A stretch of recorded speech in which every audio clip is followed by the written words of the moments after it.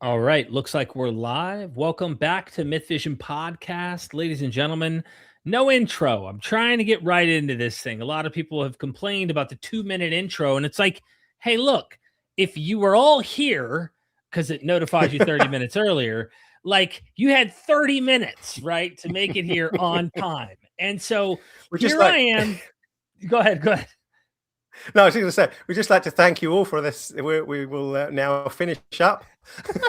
Yeah. Thank you for tuning in today, ladies and gentlemen. Like this video, share Thank you for tuning in. We're going to make it the quickest entry and the quickest outro. Yeah. I mean, look, are you happy now? It's been a 60-second show. Have a nice day. Yeah. But there's a lot of people who are going, man, 2.5 minutes. It's like, these are live streams, and YouTube is not the greatest at notifying people when this stuff gets launched.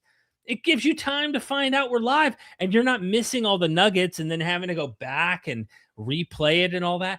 I get it. At the beginning, it's so hard to skip 2 minutes ahead with your finger. I understand. But, what do you do? Anyway, Andrew Whyte, welcome back to Myth Vision, brother. I appreciate your time. For those who don't know, he's got a podcast. You can go, speaker from iHeart. It's Doubts Aloud Podcast. Check him out. Links are in the description. Also, the YouTube channel, Christian Diversity. You got to check them out. Some of this stuff's classic now. You've done a lot of fun stuff, and we're going to be diving into Daniel. We have some stuff pulled up. Richard Carrier's blog, How We Know Daniel is a Forgery. I have the Hermeneia commentary for Daniel by John J. Collins if we need it. And, of course, I've got Daniel 9 pulled up where the 70 weeks are there. But anyway, Andrew, welcome back. Thank you very much. Indeed, always a subject of interest to keep to get going. Exactly. Look, you reached out. We there's so many topics we're going to cover. I'm sure you and I have a lot in common, and the 70 weeks, is a big one. You recall being an evangelical, same here, and I used to work at a Christian bookstore. And I would look for the DVDs where, like, this is the secret decoder of the real meaning of Daniel's secret 70, the 490 years.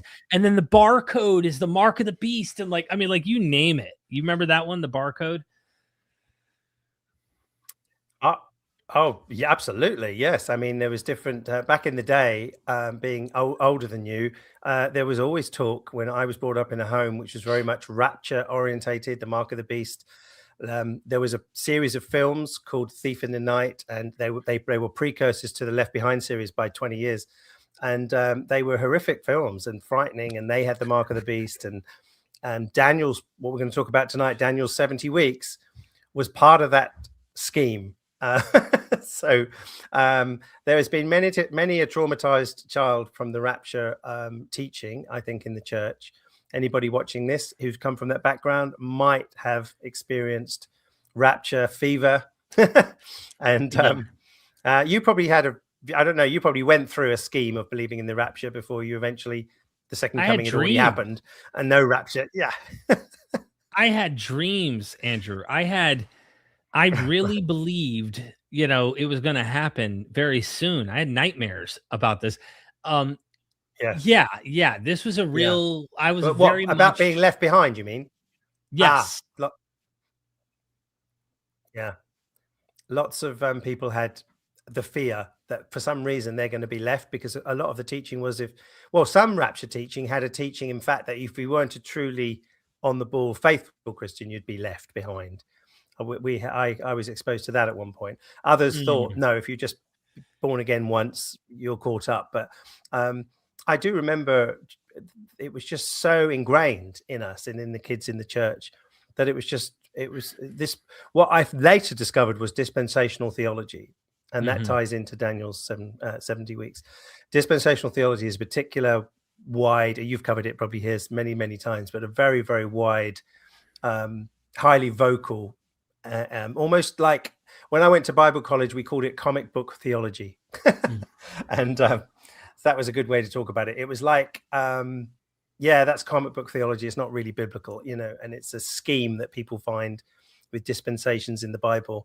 And one of them applies to Daniel's 70 weeks so clearly. It tries to give a pause in the 70-week prophecy of what is now thousands of years. And it's very clever, because it means you can't falsify it, because we're in an extendable, stretchy period of, can you believe it, a 490-year prophecy. And so it's like, wow. I had problems with the 70-week prophecy even as a teenager. I found this idea of a gap of thousands of years, it seemed to me a mockery of the concept of at least 490 years, even if you're going to take it sort of not strictly literally, but the idea of just having thousands of years right in the middle, right at the end of the 70th week. I did find that really, really difficult. And I found that I had sort of doubts about whether that view was true rather than Christianity, of course, at the time. And I found other views that were going partial praetorist on it, but then I found every evangelical understanding of the 70 weeks problematic. Just anyway, as I was studying it, because there were so many different views. I was listening to this person and that person, they all disagreed. One of the things, Derek, is really, really surprising is that the anointed one in there, the prince who is to come, can you believe the diversity that some people believe that's Jesus and others believe it's the Antichrist? And it's the same figure in the Daniel 9. And it's like, so I'm in one church that goes, that's Jesus. And he puts a stop to the he puts a stop to the sacrifice. You must have heard that. That's Jesus who comes. And he puts a stop. Like, he doesn't put a stop right then, that it sort of hits by AD 70. You would have had all of this. But then in dispensationalism, the one who puts a stop is the Antichrist in the last final tribulation. And halfway through, he puts a stop to the sacrifices in the rebuilt temple. I was brought up on that. And so there's a rebuilt temple now. That's not even in Daniel. Another rebuilt one, past the AD 71. And so it has to be rebuilt in order for sacrifices to start, in order for the Antichrist to come along and put an end to it. And then these other Christians were saying, no, that's not the Antichrist, that's Jesus who puts an end to it in a theological sense. So what do you do with that when you've got an Antichrist and Jesus? It's the same line in Daniel, Yeah, I think we're way in the weeds here. Someone who might be tuning in might be going, huh? Straight away. Well, yeah, what is going on here? Yes. What's up with Daniel? What's up with this? Let's do an overview. 70 weeks isn't about Jesus. So, Andrew, paint the picture. What are we dealing with? We're dealing with a book called the Book of Daniel. When is this supposedly written? Supposedly. And we can get into some of the critical scholarship. Along the way, you might want to sprinkle in what maybe more conservative thought is about some of the stuff as we go. Yeah, so so the Book of Daniel is a prophetic book. It's probably the first full apocalyptic book, or at least, again, it's broken up into different. There's basically the first 6 chapters, which are sort of are in third person, and they're sort of court tales, and then we suddenly hit a first person, which is Daniel himself is a character. Written in Hebrew, and there's also Aramaic sections in there. So it's got a checkered history of these court tales, the Aramaic sections, and then the sort of visions, particularly 7 till 12. The 7 till 12 visions are really linked. 7 platforms, chapter 8 chapter platforms, the one we're going to talk to you about tonight, which is chapter 9. And then there's 10 and 11 and 12, and they all literally are linked with links of similar language. There's language like any of your listeners would have heard, the abomination of desolation. That's in there, and that's picked up in the New Testament with a reinterpretation, by the way. And then there's a sanctuary, which is very important. This sanctuary that's being going to have the abomination of desolation occur is very, very key to the author of Daniel. The setting is the 6th century. The setting is not long after Jeremiah has been given prophecy, about 70 years of exile in Babylon. And then there's, it looks like in the book of Daniel, the character of Daniel is looking and reading the prophecies of Jeremiah, which, by the way, say there's going to be 70 years of captivity and then a return. But he also predicts or talks about the restoration of and rebuilding of the city on the ruins. which is interesting because the full destruction happened a little bit later. Mm-hmm. You may know more about that than I do, actually, that particular aspect. And so that's the setting. And so what happened in biblical studies was that right from a guy called Porphyry in the 3rd century, who suddenly had raised eyebrows at this. And of course, this is where evangelicals come right in. And they say, look, he's got a problem with predictive prophecy. So what you'll hear is that because Daniel sections of it are so accurate to the perceived future from the 6th century, so accurate about 2nd century, what do you call it? The things with the nations, with Alexander the Great and his four sons. It's so incredibly accurate. Yeah. I think you've talked about this when I've watched some of your shows. It's just unbelievable. And so that should make you think, oh my gosh, this is why evangelicals go, this is amazing. This is like, you don't need to go anywhere else because prophecies are so vague in the Bible often. they don't fit. Here we've got, even though it's symbolic language most of the time, or a lot of the time, it fits so well to history that even the book of Maccabees looks back at its fulfillment in the 170s, in the 2nd century BC. Although it then, I think, tries to reconfigure Rome. But basically, the book itself seems to be talking about one particular figure called the Little Horn. And it fits so much of what we know from dozens of other historical elements in the 2nd century BC that it's clear to a lot of scholars that this was actually written in this time.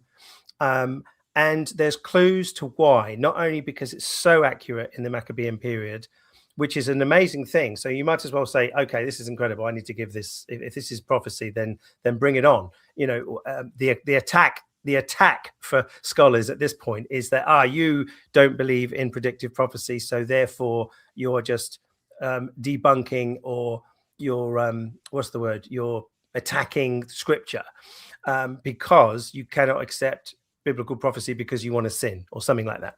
That's how it's actually put. Yeah. That's actually how it's put. But actually, when I was looking at it, I came to a 2nd century date as a Christian. Of course, there are other evangelicals that do accept a 2nd century date because the evidence is very strong. And one of them is that the early parts of Daniel are very shady, shifty, and kind of wrong with all the other evidences around. So the very sources that you can use to say the Alexander the Great period and the Maccabean period are so accurate because of these other anchor points. When you use the same kind of anchor points for the 6th century setting, they're wrong. There's no Darius the Mede. It's just wrong. And therefore, and then there's Belshazzar as the son of the father of, which way around is it? You can correct me on this, Derek. Belshazzar and Cyrus. One of them says it's the father, and it wasn't. He was the grandson or something. It's just got it wrong. Yeah. And so with the same anchor points, though, that a historian would say, isn't this incredible how the Maccabean period is so accurate? Isn't this rather shocking that Daniel, who is meant to be a high up official in Babylon, would not have known some of the most obvious things? So it would be a little bit like saying, I suppose, to be honest, that you didn't know Trump was the president and Biden was the one before, if you were purporting to be now. But if you were 2,000, or let's just say 500 years in the future, and somebody knew exactly the details of 500 years in the future and was just going to very little resource to check, but just trying to go back to who was president, and then you got it wrong, and you got Biden became president after Trump. It's that kind of problem. And so people have thought, aha, this is a sign with other apocalyptic books that are not in the Bible. They do the same thing. They have a fictional character, hazy setting, and really good current setting of the book accuracy. But then there's an extra thing. There's a prediction that then goes wrong. And this is a sign, not just with Daniel, but these other books as well, that where the author writes. The author writes when it's accurate and then goes wrong. So in the book of Daniel, it predicts Antiochus Epiphanes as dying between the sea and the holy city, which is Jerusalem. And he didn't. He died way over in Persia. in the other historical documents. And so this is where the critical scholars would say, it must have been written just before he predicted. He had a guess, and it didn't go that way. He was then current history, spot on, talking about the 6th century and really getting some major things wrong. This is a hint at a 2nd century date, at least for chapters 7 till 12. The court tales can be much earlier. Some people think they're in the 4th century and the 3rd, and they're just flowing around. There's other books called Bell and the Dragon that were in certain versions, like a snapshot in the oh gosh, what's the 100 BC place, Qumran, where it's mentioned, and there's Bell and the Dragon and other stories in there. And so Daniel's had a checkered history. It was not put in by the Jewish authorities at the time in the prophets. It was put in the later category, which the average Christian fundamentalist is not going to know. They're going to be clueless on that. And Maccabees itself, later book that's found in the Catholic canon, I believe, was actually interpreting a lot of it as the Maccabean period. And I'm not sure which books actually try to then reconfigure to Rome, but I think we're getting that in the New Testament, where author of Mark is picking up on the abomination that happened, but still configuring it for something in AD 70, and which you would probably be pretty expert at, the AD 70 abomination. Yeah, that's my overview. Yeah. Okay. So real quick, Greg Royce, thank you so much for the super chat. I was in an evangelical Christian rock band in the 90s. We covered a song by Larry Norman called "I Wish We'd All Been Ready." Rapture was everything. I remember that. Mm-hmm. It was everything. That was part of the very first film of that series called Thief in the Night. It opens up. It's a very interesting film. It's so badly made in one sense, but it was made by somebody that had made horror films as well at the time in his past. So it was a mixture of really badly made, but also incredibly scary set pieces. And this early piece was the hippie flower power setting of Jesus movement. So people were sort of going to hear about Jesus walking across fields and things like that. And then they were inside at one point, and this guy was preaching on the rapture, and you need to be ready. And then whilst he stopped speaking or whatever, it went into the sort of titles. This song was played, not by Larry Norman in this film, but just by the should we say the worship group in the meeting, and they were singing, and it was so eerie because it was like, you got to pray, you got to be raptured, or you're going to be left behind. And this song, I wish we'd. I think it goes like, life was filled with guns and war. Life was filled with guns and war. But anyway, and then it goes, and I wish we'd all been ready. There's no time to change your mind. The sun has come and you've been left behind. And of course, this worship group is saying this to these people. Wow. It's like, wow. And it is true. We were showing the films, and you had people altar calling all the time because it was actually a fear tactic. It was really kind of traumatizing for if you're sort of 8 and you're hearing this. And then you're talked about, if you're left behind, you might get beheaded, by the way, because that was part of the apocalypse, when it says they were beheaded in John's Apocalypse, the book of Revelation. So you either going to be beheaded or you want to be caught away. So of course you're going to come up on the altar call, you know. You're going to be crying for the rocks to fall on you. Like there's exactly. Crazy shit going on. Hey, so fear. Absolutely fear.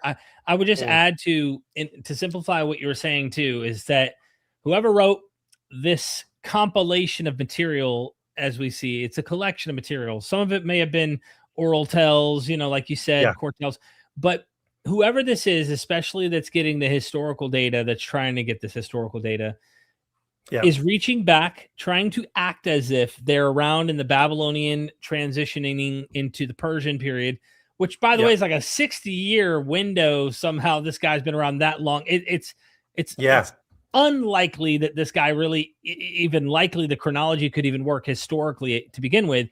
It's possible. It's just really unlikely.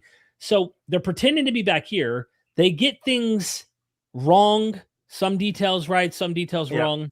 Mm-hmm. get closer to the 2nd century, Antiochus IV Epiphanes. It's precise. Then it starts to describe the Antiochus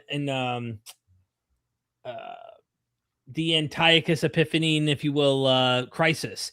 And when it starts to describe this, one of the things that always stands out to me is between the Mediterranean Sea and the Holy Mountains. So between the sea and the mountain, he would be killed. But in fact, historically, we know he died in the area of Babylonia, Persia. So this guy is way further east historically. So okay, we're in 2026. We just had a crazy virus on a boat. All right, they had to be like they had to seal the boat off, and no one could leave the boat for 90 days or something to make sure that this virus doesn't spread or whatnot. We've all seen it on the news. Now I get all this detail right. Now I make predictions for 2027, 2028, 2029. Yeah. Everything I say is wrong after that. You can pretty much date this thing to that period, to 2026-ish. That's how scholars date this book, at least the material in the form that we have it that is making these kind of predictions. That's how they often see it, as that. And then so we need to get into the details, because 70 weeks for what? What is 70 weeks about? Yeah, well, it's really interesting because, I mean, even when I was in the church, I never really knew that the standard, even just understanding, was that in Daniel 9, there's a prayer. He's praying for his people, basically, on behalf of his people, for their sins and in the time. And it says something very interesting. It says that he was reflecting, it's probably a better word than that, but reflecting on Jeremiah's prophecy. So this isn't coming out of nowhere. It's not like an angel comes down and says there will be 490 years for your people. He's looking at it. Now, here's where it's interesting, because Jeremiah has a prophecy around about 605 BCE. Could be a bit later. Again, when everybody says anything, there's always someone that says something slightly different, as you know, even in mainstream scholarship. But this 70 years was captivity in Babylon. Jeremiah also says that the city will be rebuilt on its ruins, almost like, even though it hadn't fully come down yet, that was a bit later. It's almost like with Mark, some people argue Mark might be before AD 70, because it was kind of on the cards that Jerusalem was coming down. You know, it's not hard. It's like today's, who can predict, you know, people were predicting Trump would go to war with Iran just on the basis of what he's like, what Israel's like, you know. So it's not actually supernatural. You can just sort of predict it. Or if he did go to war with Iran, this is what's going to happen to our fuel and energy prices. You know, it's, people have predicted that kind of thing pretty easily. This can happen also with Jerusalem falling, just because of the climate. You know, it doesn't have to be supernatural in that sense. But anyway, Daniel's struggling. Now, some people argue that in fact the 70 years were fulfilled because there was a sort of a return to the land within that period, and others argue that it wasn't fulfilled. And I think you can actually make a case for both, that it was fulfilled in a sort of a sense because they came back, but it wasn't fulfilled in the sense that the Jewish people had their own autonomy. And they were still ruled over. And so, and you should add that there were 12 tribes expected to come back. So it was the whole house of Israel. But Ezra and Nehemiah reinterprets Israel to just be these 3 tribes. Like they don't care about the northern lost, at least in those books. So it just depends on who's talking. It depends on who's talking, because the Bible is not univocal. It's got different persuasions of people, and therefore this whole antagonism between the north, not those, you know, I believe that Chronicles and Kings are the same. A lot of them are the same stories, but they're seen from the north, kind of a south perspective, you know, and you can see that's them, this is us, that's them, this is us. All of that's going on in the background. And so there's a sense that Jeremiah is and isn't fulfilled. In the sense of Daniel himself, there seems to be in the character, he's praying about this, and suddenly this angel comes and gives a word. And then he talks about a word going forth, which is very interesting and very much debated on when that is and what it is. But this word goes forth for the rebuilding of Jerusalem. And it's from that point, there's going to be 70, not 70 years. So it's almost like the angel saying, you know, what Jeremiah didn't know, this is one way of looking at it, is that he was actually prophesying 70 times 7, which is 490 years.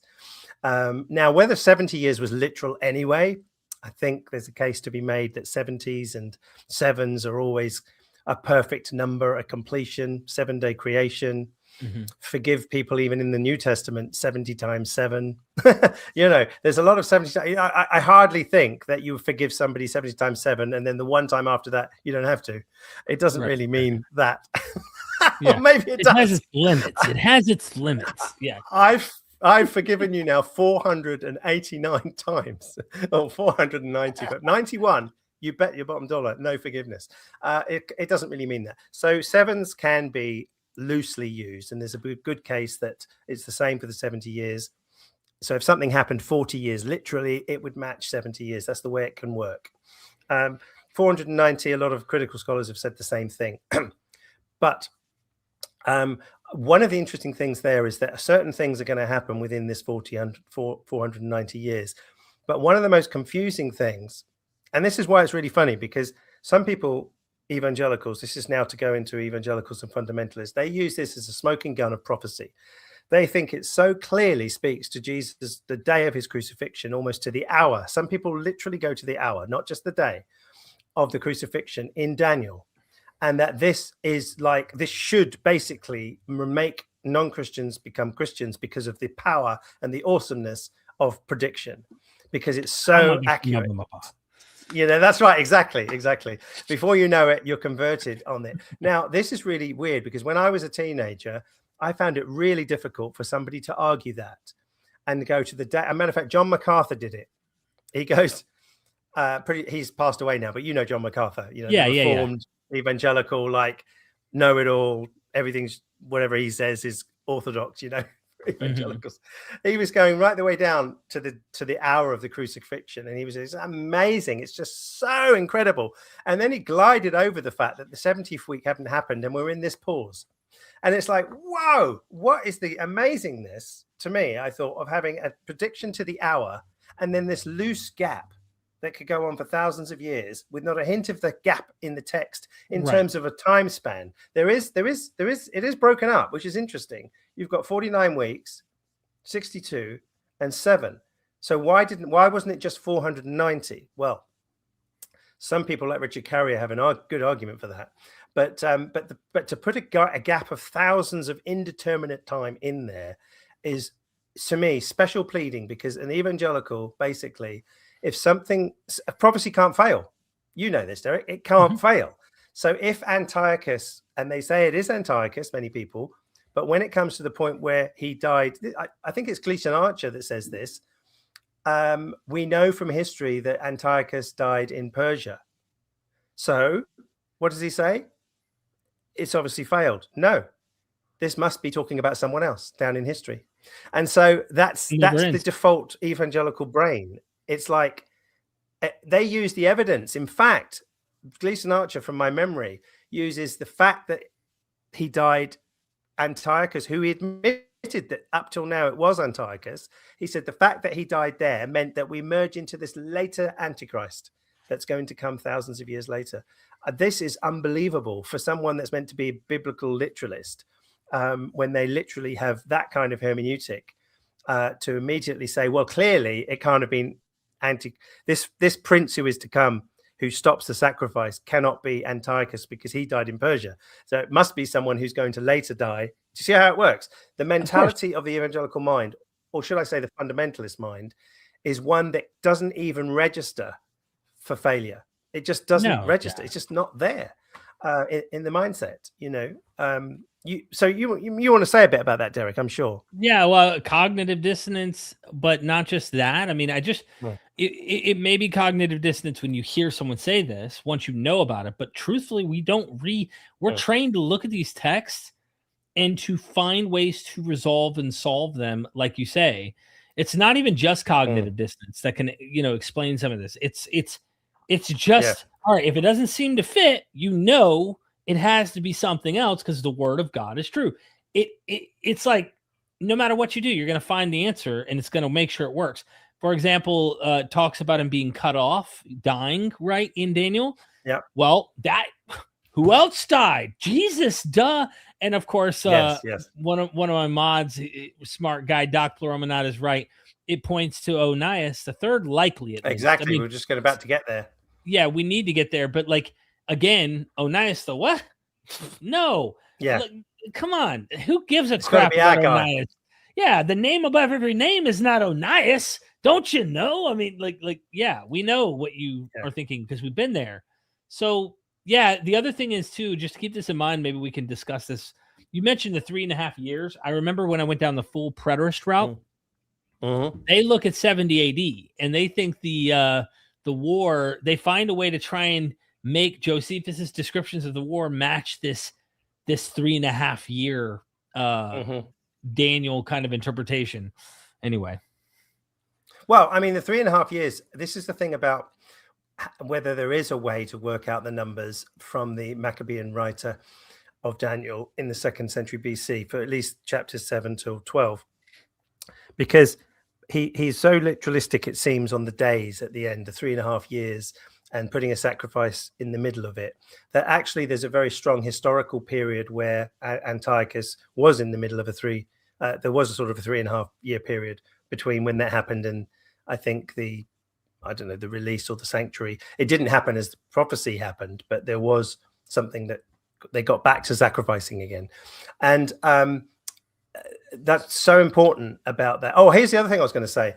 When you read, like, it's almost impossible if you were a Christian to really say, look at Isaiah 53 and still not see Jesus in it, even if you don't, if you see it as Israel and the suffering servant is Israel and all the rest of it, because it's so ingrained in childhood in Christianity that it's almost impossible to read Isaiah 53 and not see Jesus. It's the same with this. When you read that he's going to bring in everlasting righteousness, the end of sin, the end of the transgression or whatever, seal up prophecy, it kind of like it's got Jesus all over it because we've been told it's that. But when I was reading a critical commentary on this, those 5 things that are meant to happen in the 490 years, like to finish the transgression, well, I would have just thought, oh, well, that's Jesus like putting an end to sin on the cross, just literally Christianizing it. But actually the transgression is a term in chapter 8 which talks about Antiochus with the abomination of desolation. Is not just mentioned here, it's mentioned in other places, and it's a transgression against the sanctuary. And to finish the transgression is like a determined time for Antiochus to do his stuff, and then there'll be a period where it's going to be over.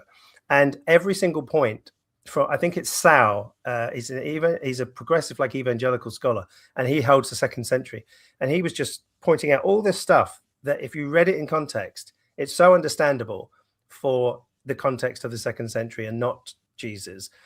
But anybody who's come from Christian background, it's just like you said, you can't see Onias III there. You don't even know about it. You have to see the Messiah. But then you've got the problem is that the readings are possible in different ways. To me, the most natural reading is there's two anointed ones. If you read the passage, particularly in the NRSV latest one or whatever. Which verses specifically? Yeah. So 26, 25. See if you can read it. You can read it 2 ways. One is that there's 49 weeks plus 62 weeks and then an anointed one. And you try to read the same anointed one that's mentioned twice as the same person. Other people like Carrier and lots of other scholars see it as 2 different anointed ones, one after 49 weeks and another anointed one after the 62 weeks. So there's 2, and one might be Cyrus and another one might, because Cyrus is an anointed one, by the way, in the Old Testament. And then the Onias III would be argued to be the second one. So after 60, hang on. No, it's before that. It's before that. The time when it's bringing okay, no, there must 91, there'll be 7 weeks. Yes, here we go. So know therefore and understand. Now listen, now watch this carefully. This is why there's 2 different interpretations. From the time that the word went out to restore and rebuild Jerusalem until the time of an anointed prince, there shall be 7 weeks, and there shall be 7 weeks. That's how it's read. And for 62 weeks, it shall be built again with streets and a moat, but in a troubled time. After the 62 weeks, an anointed one shall be cut off. Can you see how that can be read? Yeah, there's 2.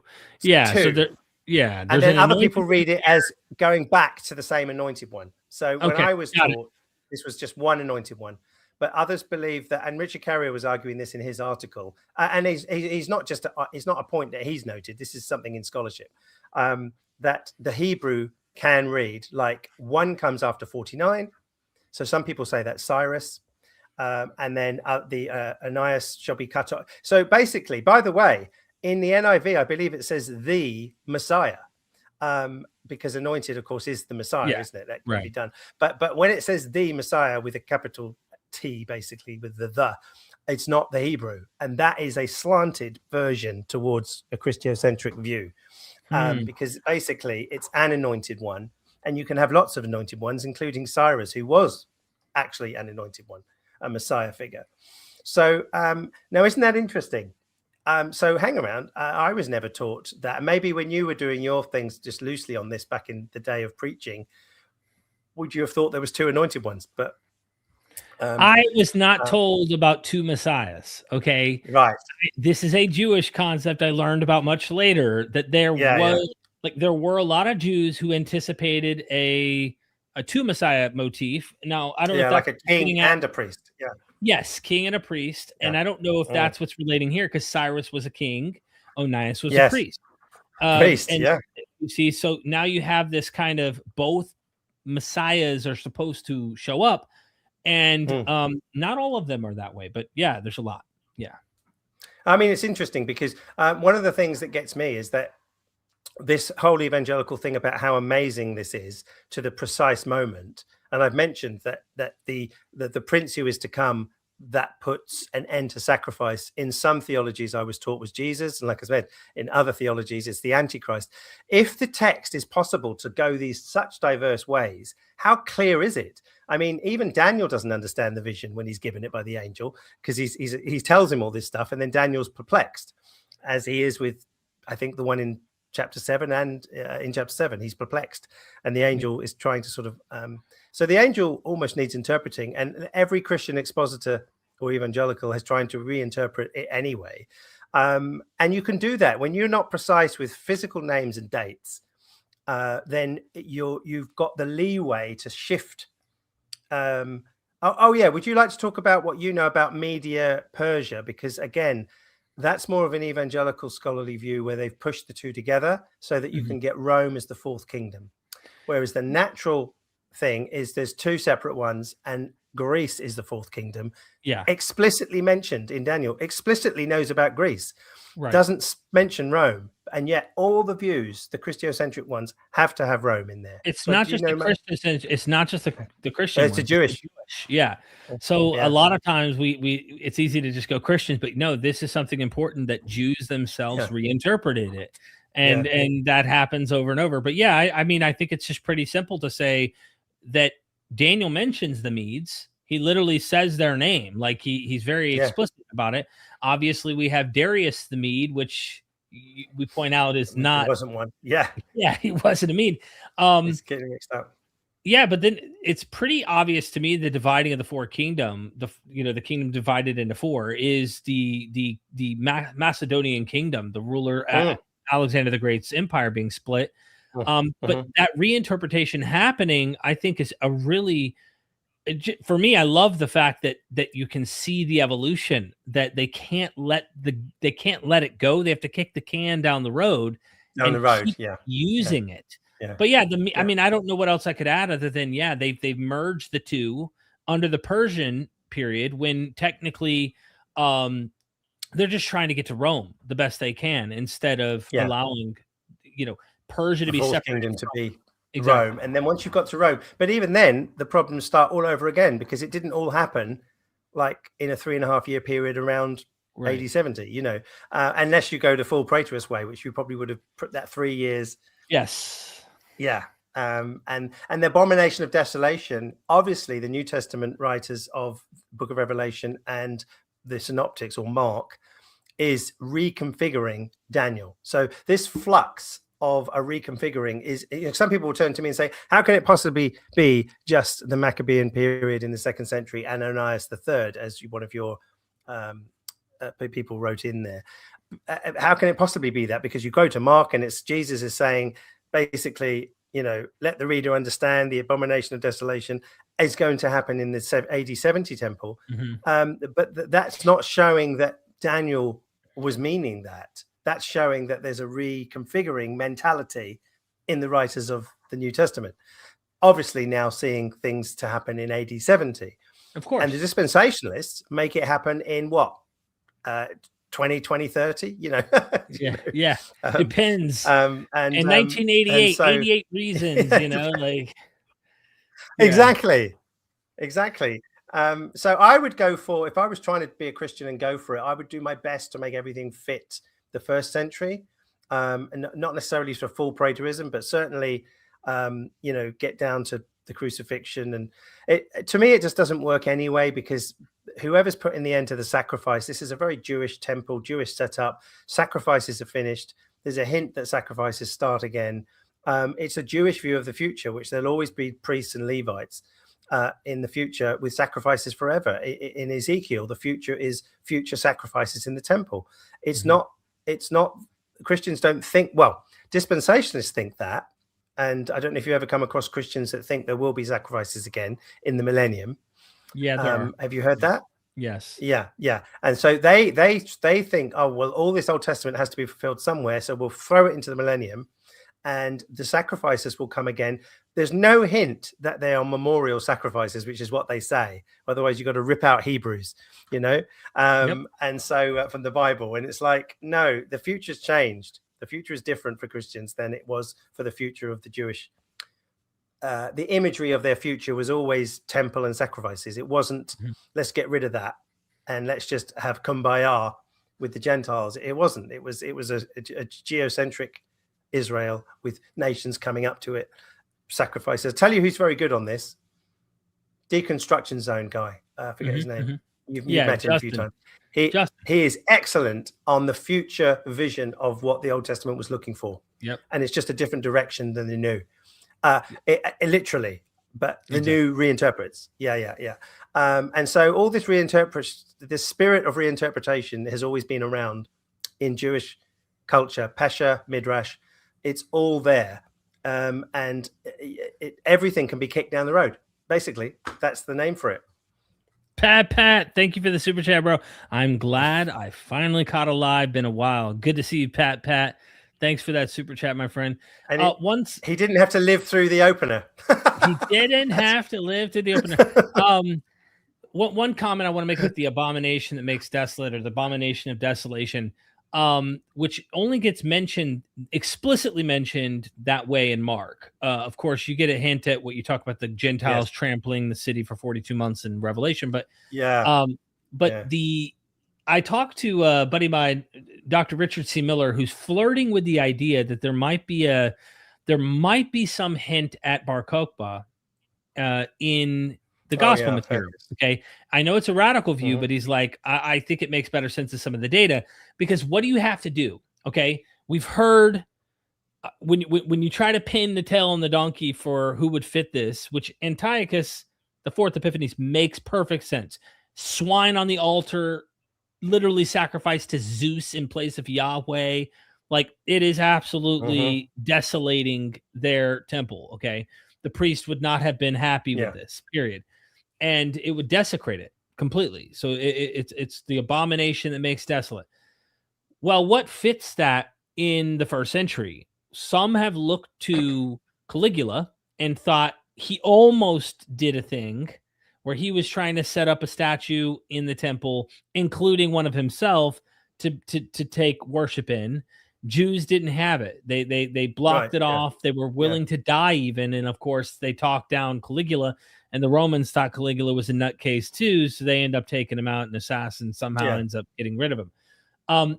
What else? Well, if you point to 70, what they usually do is they look at the standards and they say, well, the standards represent Rome's, power, their deities and their power. And therefore, that's what makes desolate. But the standards were held by the soldiers around the city. And so Miller said to me, he said, Derek, what happened after not only the war in 115, because there were many wars. 70, if Josephus lived to the 140s, let's say, he'd have a hell of a lot to write. Yeah. This guy would have written so much more. We'd have been like, whoa, this is way more than I thought, just 70 and leading up to the war in 70. He didn't, of course. Yeah. But 115, massive war, you end up getting to Bar Kokhba. What happens there? Well, you have a Messiah, the son of the star. His name has to do with the star. You've got coinage that's being stamped. They finally take over Jerusalem. They kill many Romans in the process, but the slaughter that takes place to them is even worse.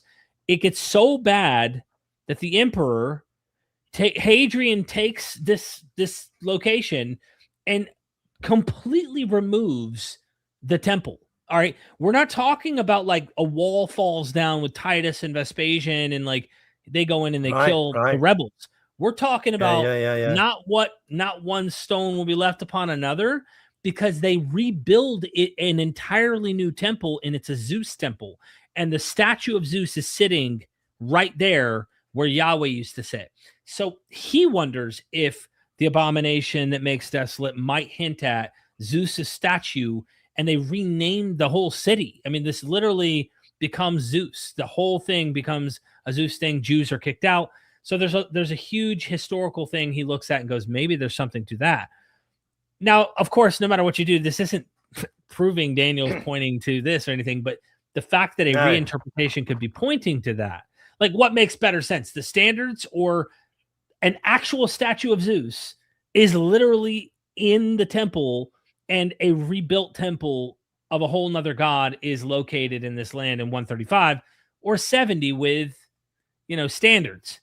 You see what I'm saying? Anyway, it depends on how literal you want to interpret some of this stuff too. But there's all kinds of interesting. I mean, I first heard that view, by the way, mooted by Bob Price years and years ago. Probably the time when I was listening to Bob Price before you even met him. He was talking about a scholar that said the Bar Kokhba temple period could have been what Mark's talking about, and I was going, "Whoa, this is like blowing my brain as an idea." But he was only saying it's kind of like a loose idea, but is it fascinating? Particularly with the temple, it depends how you take the literal. When Jesus says, "Not one stone shall be left," and of course, there's lots of stones left, and that's just like hyperbole, probably in reality. Plus the fact that those are there today, but. Yeah, I don't know much about that. It's about 135, isn't it? That period. Yeah. Well, here's the thing. Yeah. Have you been there? Have you seen the Wailing Wall and all that? No. Oh, no. Okay. So you have the foundation. So the Temple Mount, like it sits up on a high, like up on a hill, right? And the Wailing Wall is like stones that go down to the Herodian period that you could see. To this day, and you can even see when the stones change to a later construction that develops later. But upon that, on the Temple Mount, is where the temple stood. The temple was up here. Yeah, you have Herodian stones that go down the side, but there are a lot on the ground next to the Wailing Wall. You can go look at the archaeology and walk in the area and all that. But like that complete eradication of every stone that was sitting on the top of this hill on the Temple Mount was removed in 135. Okay. Right. In 70, they didn't remove all of that. In fact, Jews had a lot of hope. That's interesting. That's the interesting part. And that's why Richard Miller's he's flirting with this idea, and he's going, what if? Now, this is not consensus. I'm just throwing something at the wall. What sticks to stick. But in 70, they definitely demolished the walls. They made their entrance. They burned a lot inside the temple, but the temple was still a thing that Jews had hope of. In fact, if not, why is Bar Kokhba inside the temple trying to defend it?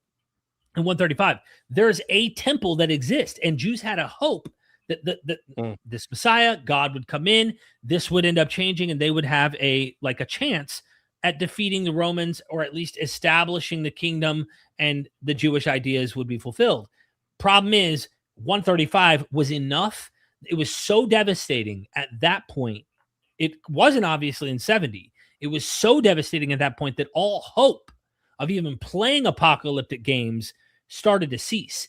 Jewish rabbinic literature stopped playing games anymore. They realized God's got to do it. We can't be doing this anymore. We got to just let God do it at this point. We're going to stop playing this anytime now. God's going to come in, defeat the Katim. Like they start to drop that shtick that's anti-Roman, and rabbinic Judaism takes over. And so they don't, it was so devastating then that a whole Zeus temple was built in place of Yahweh's. Like, it's not even the walls are the same. It was a whole different temple. Now that's been destroyed since then as well. Pagan shrine where the God of Israel was supposed to be. No. And that's more like, at least more desecrating to me than they had standards outside. Yeah. But I mean, imagine if that became scholarship, because sometimes an idea gains ground with more evidence, more people come on board, and eventually what was a radical idea becomes a consensus, doesn't it? This happens, or the radical idea remains a completely ad hoc radical idea, and so these both of them happen. Like even in science, what was continental drift to plate tectonics was completely bizarre, wacko, completely like they laugh at them, or the person that really started continental drift, and then it merged into plate tectonics. Now it's the consensus, and you'll be laughed at if you didn't accept it. And there's an example within science of laughing to consensus. So this could happen in many, many ways. So imagine if this did happen, it would completely throw all of those evangelical views that tried to make AD 70 the key to Daniel's 70 weeks. And it's difficult anyway, because once they use Daniel's, by the way, try and get down to the crucifixion, you've got this huge gap until AD 70. And yet it's meant to all happen in that if you're the paused people, you're fine. You don't have a problem. You can just pause it for thousands of years and then kick in again. But if you're going to try and do a more common non-dispensational way, you've got to have this sort of like accuracy to the crucifixion, and then this 3.5 years sort of stretches to AD 70, and there's problems. It's like, what are you going to do? Why are you celebrating accuracy to the hour when you can stretch your 3.5 years to AD 70? You're embarrassing yourself. You know what I mean? And this is the problem with configurations like that. I want to throw some dates at you, because people play number games a lot, and I don't want to lose our audience on this, because numbers can really bore people, and people, I don't care about calculating. But, let's keep this surface level and simple, because I think it's important. You brought up something interesting before the stream, and I'd like to hear your thoughts on it. But also, I'm looking at Daniel. Daniel looks to ancient history, which it's not him that's writing it. The story itself, like when you're reading the book of Daniel, when you talk to like experts like John Collins, who literally wrote the Hermeneia and knows this book inside and out, he highlights that Daniel didn't write this. Not even world expert on Daniel, basically. Yeah. And like Daniel, like you said, doesn't pop up until like midway through the book, but it's not even trying to act like Daniel wrote it. It's really just giving you almost like an overview of what happens with Daniel that someone else could be writing about him. A lot of Christians mistake that, but we've been talking about how he looks back and makes little blunders, right? He can't get details, chronology perfect. He makes errors, historical errors. Some of those errors, by the way, could be easily fact-checked, not just externally, like in Ezra, or if you go read like First Kings, you can find some of the accurate descriptions of something historical within the biblical material that Daniel makes mistakes on. John Collins has a series, in fact, if you're interested in checking this out, him and Joel Baden on the book of Daniel, the book of, I'll just show people. He discusses this. Oh, you mean YouTube series? Yeah, YouTube series. I've looked at a few. Yeah. John Collins. I just want the I've seen one or two. They're short episodes. They're broken up quite short, aren't they? I like them. Yeah, easy, digestible. Here it is, Book of Daniel, right? And you're not going to be able to hear it, but he's interviewed by. It's kind of a dialogue, but mostly Collins on the right knows his stuff. And he goes through, and even by the second episode, I was just rehashing this morning at the gym, and I was listening, and I was like, man, Collins just has so much of this in his brain. And he points out, like, if Daniel, whoever wrote Daniel, the material and collected some of these ideas, if he would have just read some of the prophets, he would have known the historical, like the prophets say this, and he does something contrary to it. He makes mistakes. So clearly the book of Daniel doesn't have all the prophets, right? So there's a lot of material he doesn't seem to have. You should check that out. Fascinating discussion. All right. With that groundwork laid, my question is this. If we take 490 in literal sense, that it's trying to give you a calculation of actually 490 years. If we start back at the Babylonian captivity, destruction of Jerusalem in 586, okay? Yeah. Clearly, we're going to run short. We're going to fall short to the date of 171 to in the 170s, 160s. Okay, we're going to be decades short, like close to a generation. All right. Could it just be that Daniel's just not great at math and doesn't really realize, like, if he can't get chronology of history, is that not on the table in your head that maybe the guy just doesn't have the exact precise calculation and it's just a rough roundabout? Where do you land on this? And then tell us your interpretation that you came up with. I was quite impressed with, I mean, I'd come across this before Richard Carrier. It's because I've looked into it a long time ago and on and off over the years. Richard Carrier brought up this idea of actually, you know, the mainstream critical scholarship, I would say, is a bit like obviously what John Collins would say, that you can use the sevens as like Sabbaths, and it's all to do with the completion, and everything's got to be in sevens. So a 70-year Jeremiah exile could be 45 or 6.5, you know what I mean, in reality. But 70 years is the way you can speak. That's probably where most people go for this. But there is a group of scholars that obviously Richard Carrier had read, obviously I had tapped into, who tried to say, no, we think that it is a convoluted situation. And like every fundamentalist situation, by the way, is convoluted, because they've got to get you to Jesus, to AD 70, to 2026, you know, all in the 490 years. So they'll do anything, like change the time calendar. The years are now, the prophetic years are now 360 days, because they'll do anything to get you down to the hour. By the way, before I go on to this idea of the Maccabean literalistic chronology, when it talks in Daniel, it does seem to be a past tense situation. It says, when you're beginning of your supplications, a word went out. But then it says before, it seems like another word, I'd say. A word went out to the rebuild Jerusalem. That is definitely something, even in the setting of Daniel, that is way before the standard evangelical one, which is Ezra at 444 BC. That would be better to the angel to have said, what would this have been, around about 580 something for Daniel, or a bit later? I can't remember now, but whatever it was, it would be saying in a few hundred years there'll be a decree. That would have been better. And that would be the Ezra one, but it doesn't. It says from the time that the word went out. So John Collins, it's difficult. It is definitely debatable. It's definitely debatable, but there is a case to be made for the language of a word going out is not quite the same as a decree. There's debate on this word. Decree isn't in there. It's became adapted and taught as decree, but it's just a word that went out. Now that's the same thing that's used of Jeremiah as a word went out. And he actually not only says there's going to be 70 years, but in Jeremiah 30:18, he says that Jerusalem will be rebuilt on its ruins, sort of almost prefiguring this thing. I think I touched into it earlier. If you could make the case for 605 being the word went out, which is not what any Christian or evangelical would ever do, because it's way too early, it still doesn't work with the 490 years, or shall we say 483. That still takes you past Onias III. But here's the interesting thing.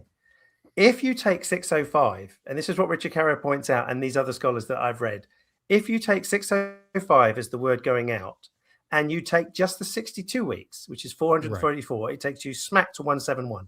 It's unbelievable. It's like, wow. So that led Carrier and these other people to think maybe, and this is what the dispensationalists do anyway, they put pauses in the thing for thousands of years. Maybe, Richard Carrier says, maybe they aren't meant to be seen as one after the other. And here's Richard Carrier's, and I never thought of this, because I thought, well, why would you do that? Why wouldn't you just say 400 and something years from the beginning? Why say 490? Richard Carrier is saying that the author is restrained by reinterpreting the 70 years. So he's looking at the 70 years and doing a very fantastic thing. He's saying the angel's bringing new information. He it's not 70 years, it's 70 times 7. So now the author has done a brilliant thing, and now he's in a bind. How do you make 490 fit Onias III? So in one sense, the author is trying to do what most Christians are trying to do, which is to get it to be the cross, and somehow AD 70, and somehow the rapture. Right.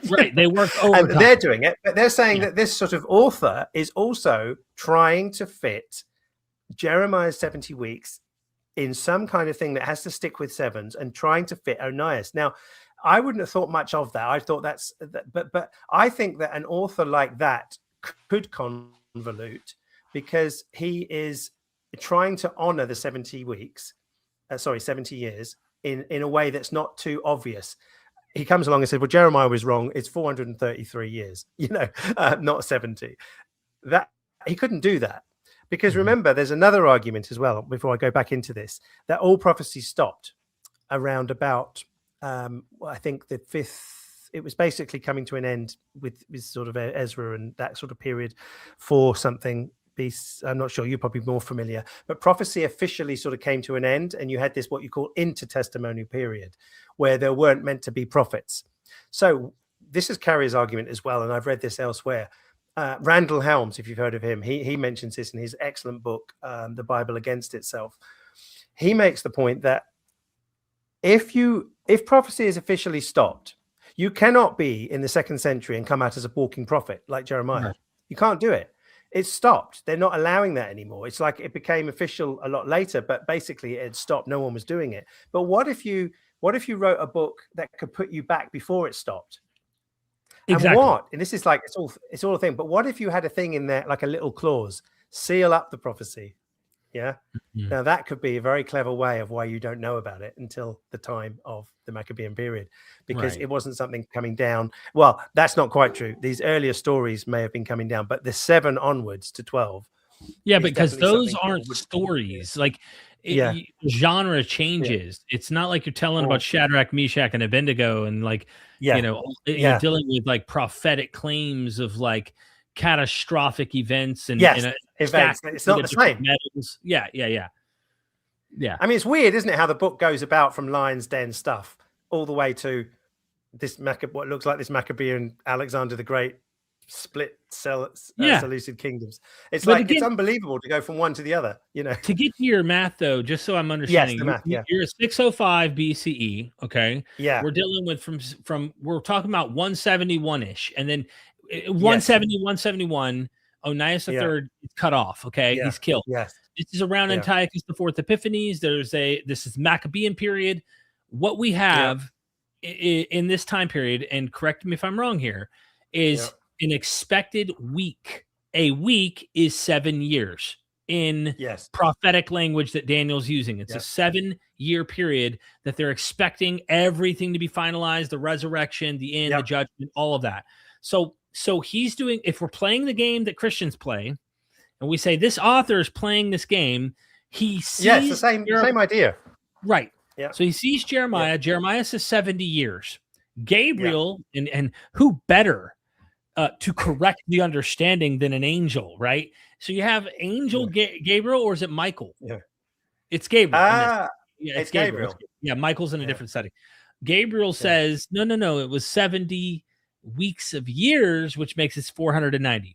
So if you take 605, you're saying you only take 62 weeks, not 69, 62, which means there's 7 weeks of years there.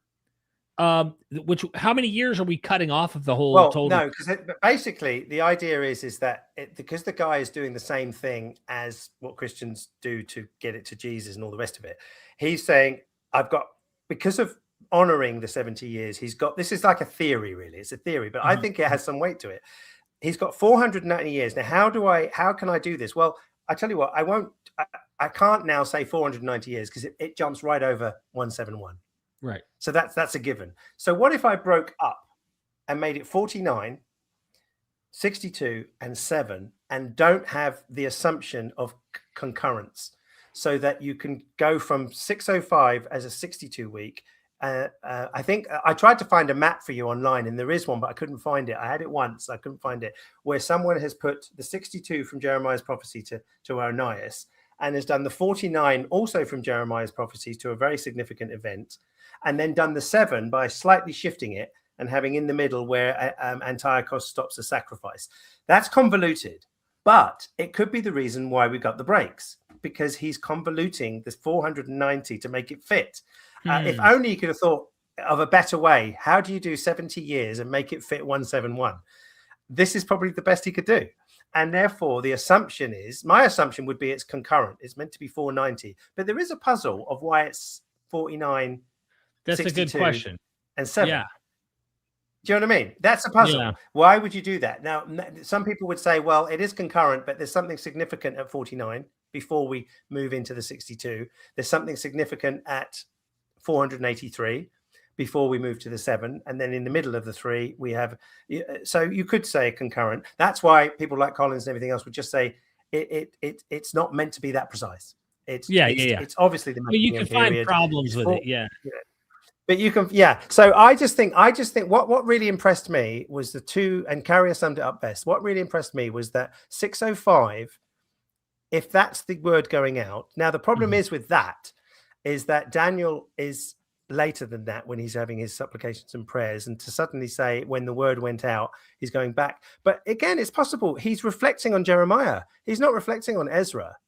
Do you know what I mean? The 4 BC one, the one that evangelicals use. He's reflecting on Jeremiah. Jeremiah talks about Israel. So it's not wild. It's not a wild idea.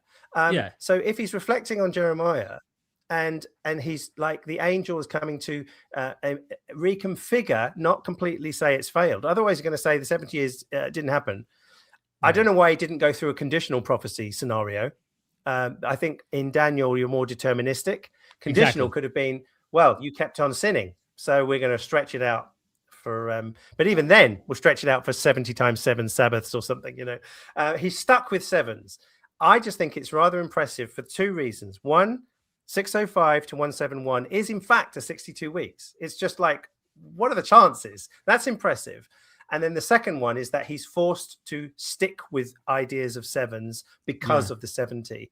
Once you've got that, I think, well, I just thought to myself, well, maybe the 49 years don't come before the 62. It's like shooting off points. You dive into a swimming pool over here and go that deep. At the same time, someone else dives and goes that deep. That's 49. That's 62. And we've got 7 hanging around that shifted along. It's convoluted. And Carrier says it's absolutely gymnastics, but it's gymnastics for Onias. Yeah, it's him working. Oh my God, there's so much. And why not? And if someone says it's gymnastics, you say, well, what are you doing to get to Jesus?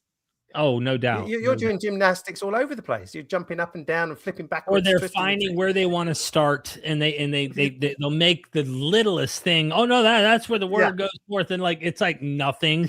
Like the guy told you to put your donkey in a bin, dude. What do you mean?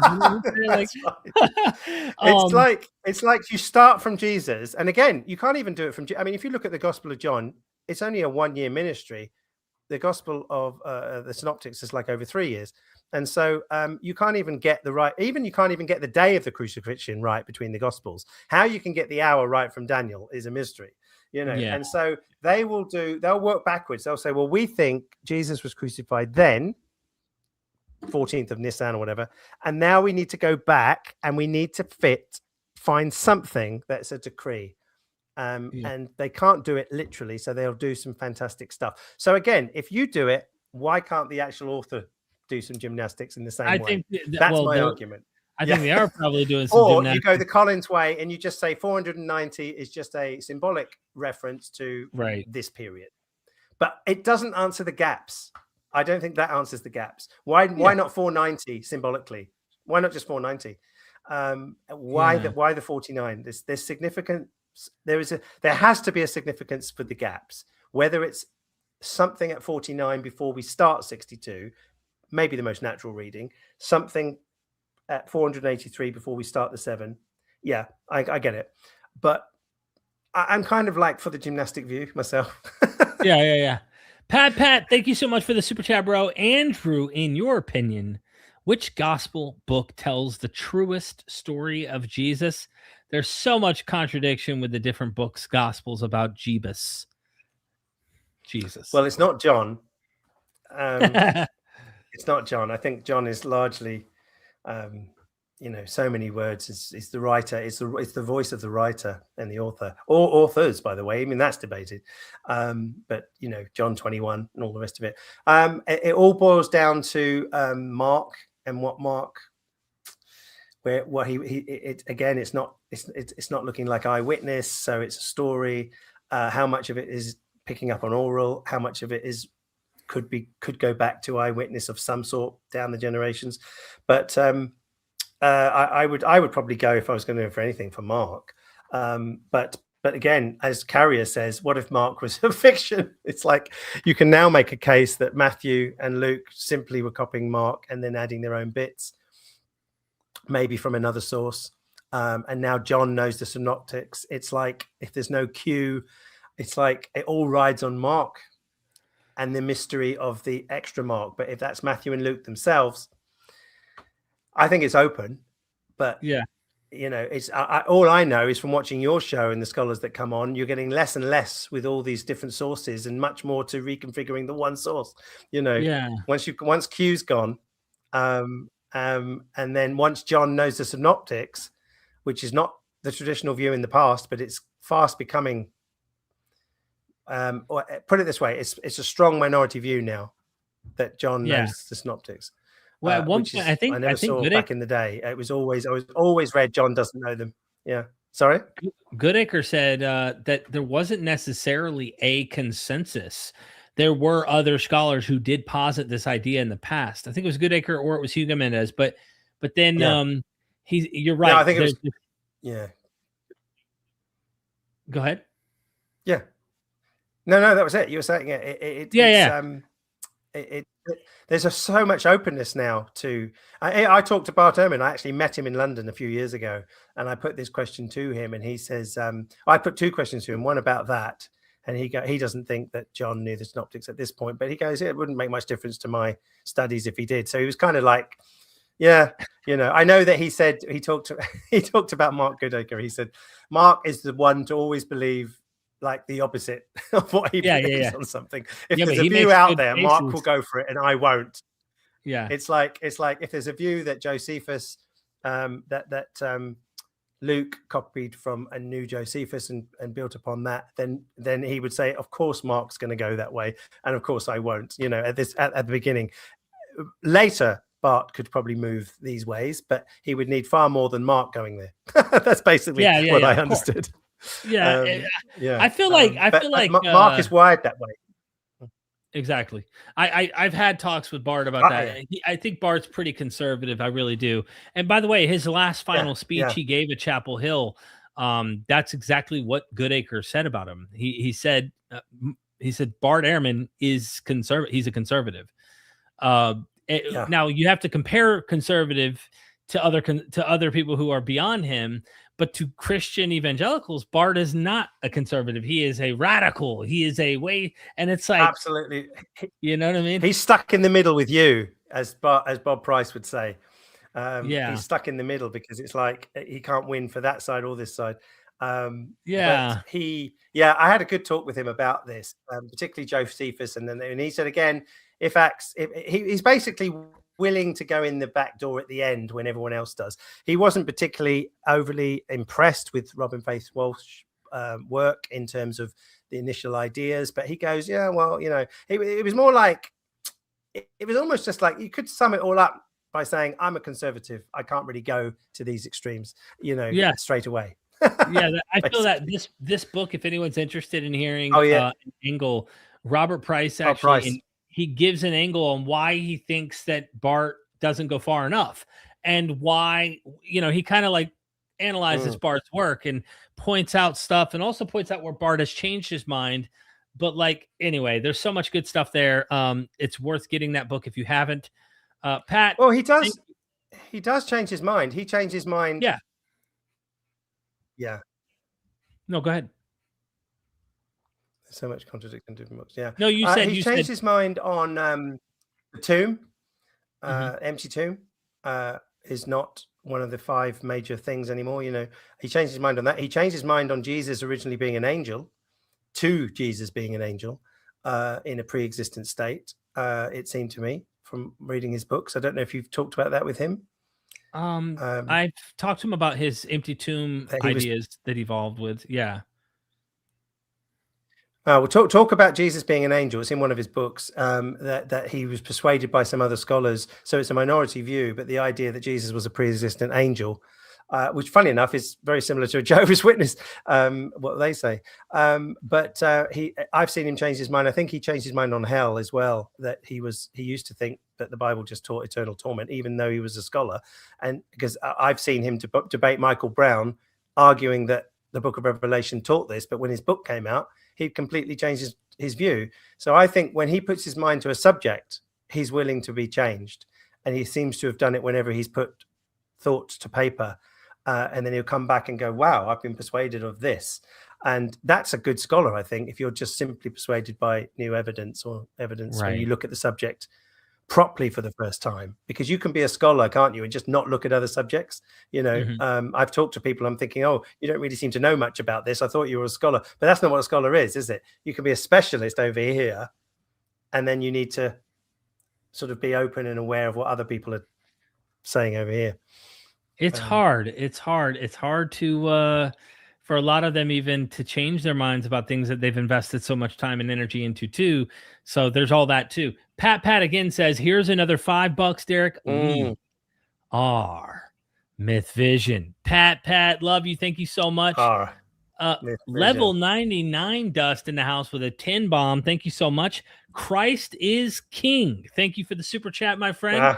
I'm thinking of you know, when I saw the super chat, I thought to myself of there's an interesting quote in Philo of Alexandria. I don't know if you've read this quote where there was a mock king set up where who's the scholar? I have the article. It was sent to me by the publishing company recently. It's an older scholar who was talking about this back in like the 90s, early 2000s, where he thinks that Jesus, some of the narratives we find in Mark, are borrowing not only from Josephus and as early as Mark, but also from Philo. And there's this guy, can't remember his name, homeless guy, that they end up like setting him up as a king. And I'm thinking about the ancient Babylonian like mock king setup where they put a person on the throne for a day and they make the king like a normal everyday person. It's like a ritual that they had. But anyway, I don't know why this idol came to mind, and I thought immediately of the ancient Babylonian festivals of the kings and all of that. But yeah, thank you, Level 99. Appreciate that super chat. I really appreciate that. Pat in the house again says, yeah, I was thinking the same. Mark seems to be it. Mark seems to be it. I mean, what do you do? What can we do? If Mark is the oldest we have any actual evidence of, what do you do with that? Like, you could go to a later gospel, but the later gospels, Luke and Matthew, are no doubt borrowing from Mark. So maybe they've inserted some stuff that may have additional information that is historically there. But I question that when I read Matthew. Like yesterday, I was doing a review of the debate that Alex O'Connor did with Trent Horn, whom I have a lot of respect for. Trent, very kind guy.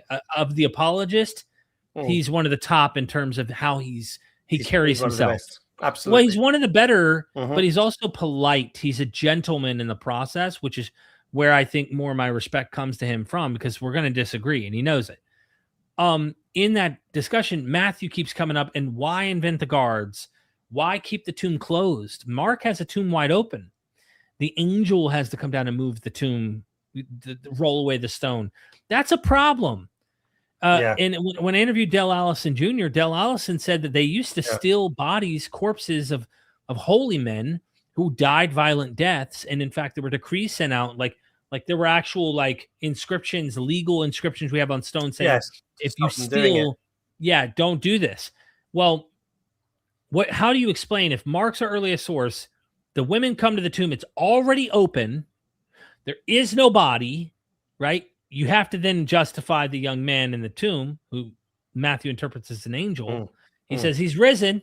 He's not here. Tell the men to go to Galilee where he said he would see him. For the women were terrified and they told no one. The end.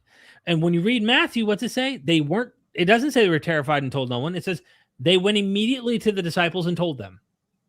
So which is it? Yeah. You know what I mean? Which one? Really and they saw the angel came down. There was a different reason, because they in Mark, I think they were saying, who's going to roll away the stone? And when they got there, it was.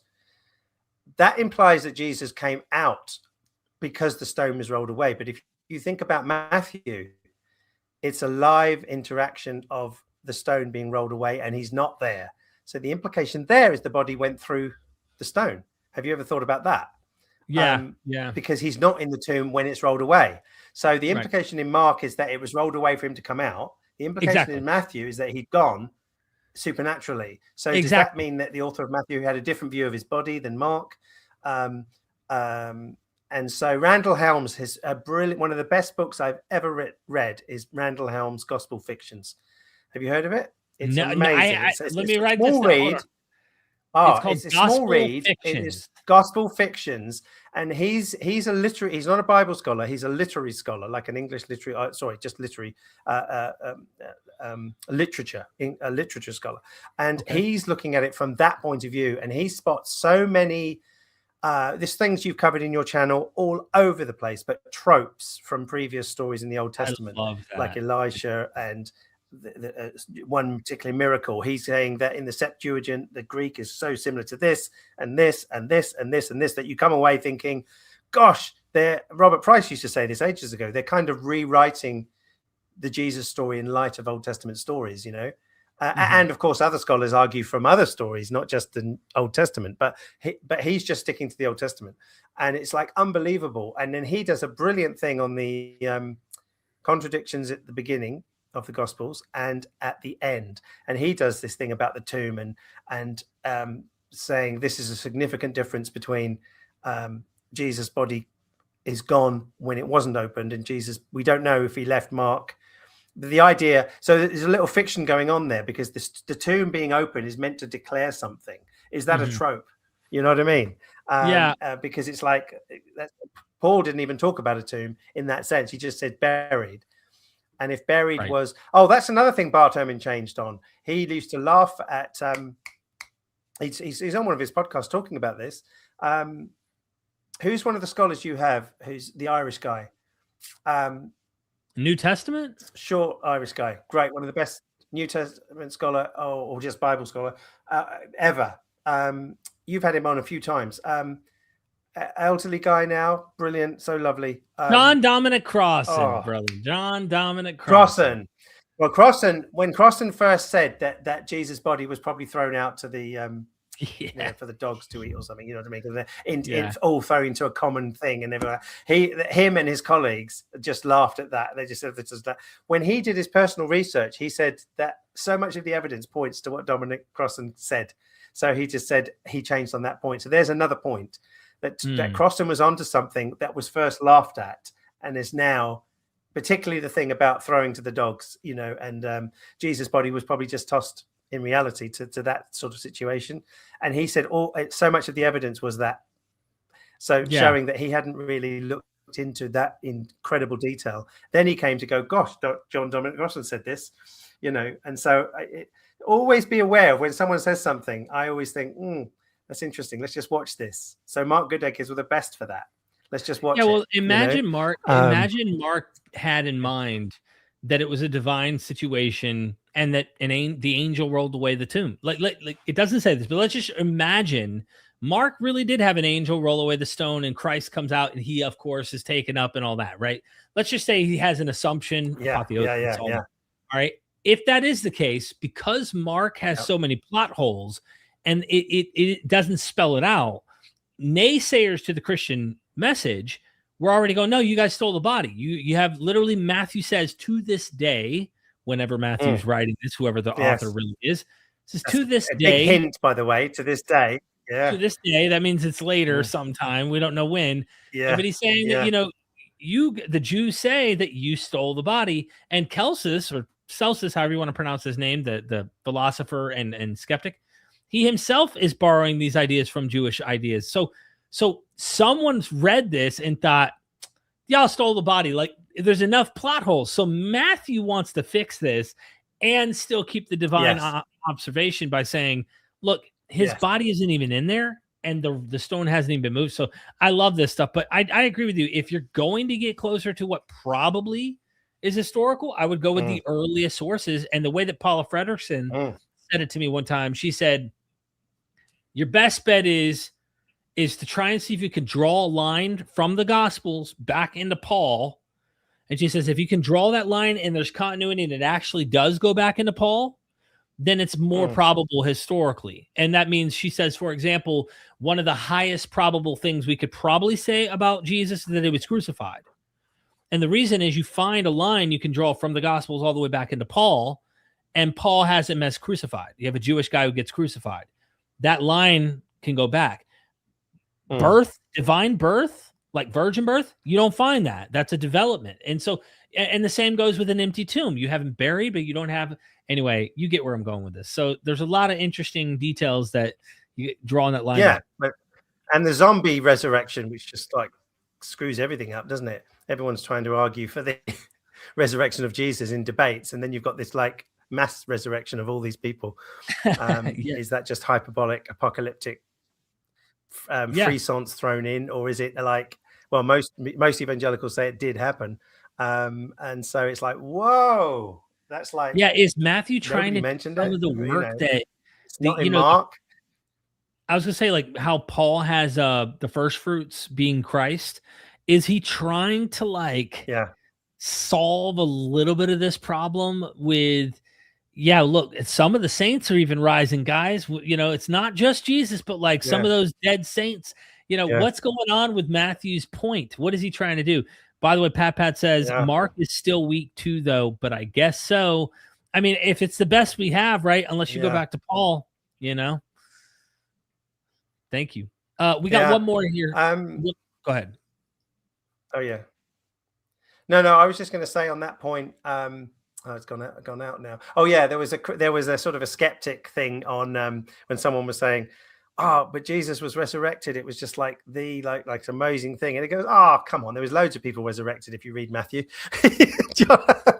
It's like, it's not that unique. You got to play it down, Unless, of course, you're going to say, I know what people are going to say, they died again and Jesus didn't. They can argue that, but still, I mean, it's more like an episode. It's more like a scene from Lord of the Rings than it is from the world we live in, just to even narrate. And no wonder Luke doesn't have it, Exactly. Particularly if Luke knows Matthew, and they're going to, we need to get rid of this. It's just like, or it is hyperbole. I mean, it's moving in the direction of Gospel of Peter, where you've got the giant cross, isn't it? It's the next thing. You've got all these resurrections. The next thing you got a giant cross, and it's like, the more you get into the 2nd century, the more elaborate some of these ideas are. You could say that Mark is much more primitive, even has men instead of angels, by the way, at the tomb. Right. Young man, probably an angel, but still the language is less angelic, So it's like, it still, does seem that there's a progression. It still seems fictive to me, either way you slice it, Yeah.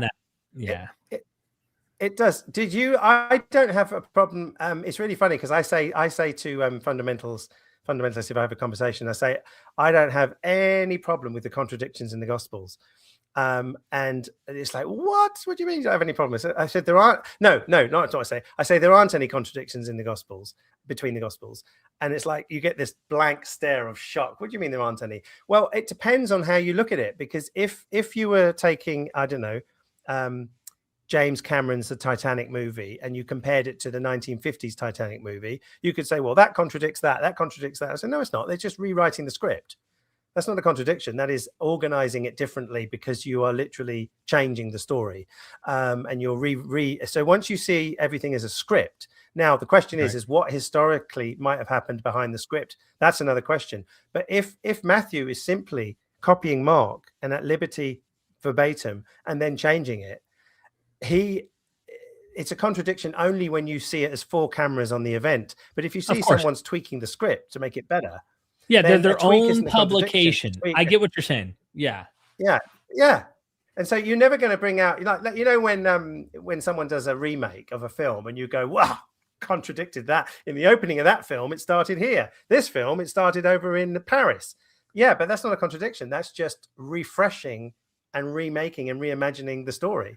And to me, that's, you see what I mean? So when I say there aren't any contradictions, it's at first sounds crazy, but I'm looking at a script rewrites. And now Mark Goodacre would probably talk similar to that.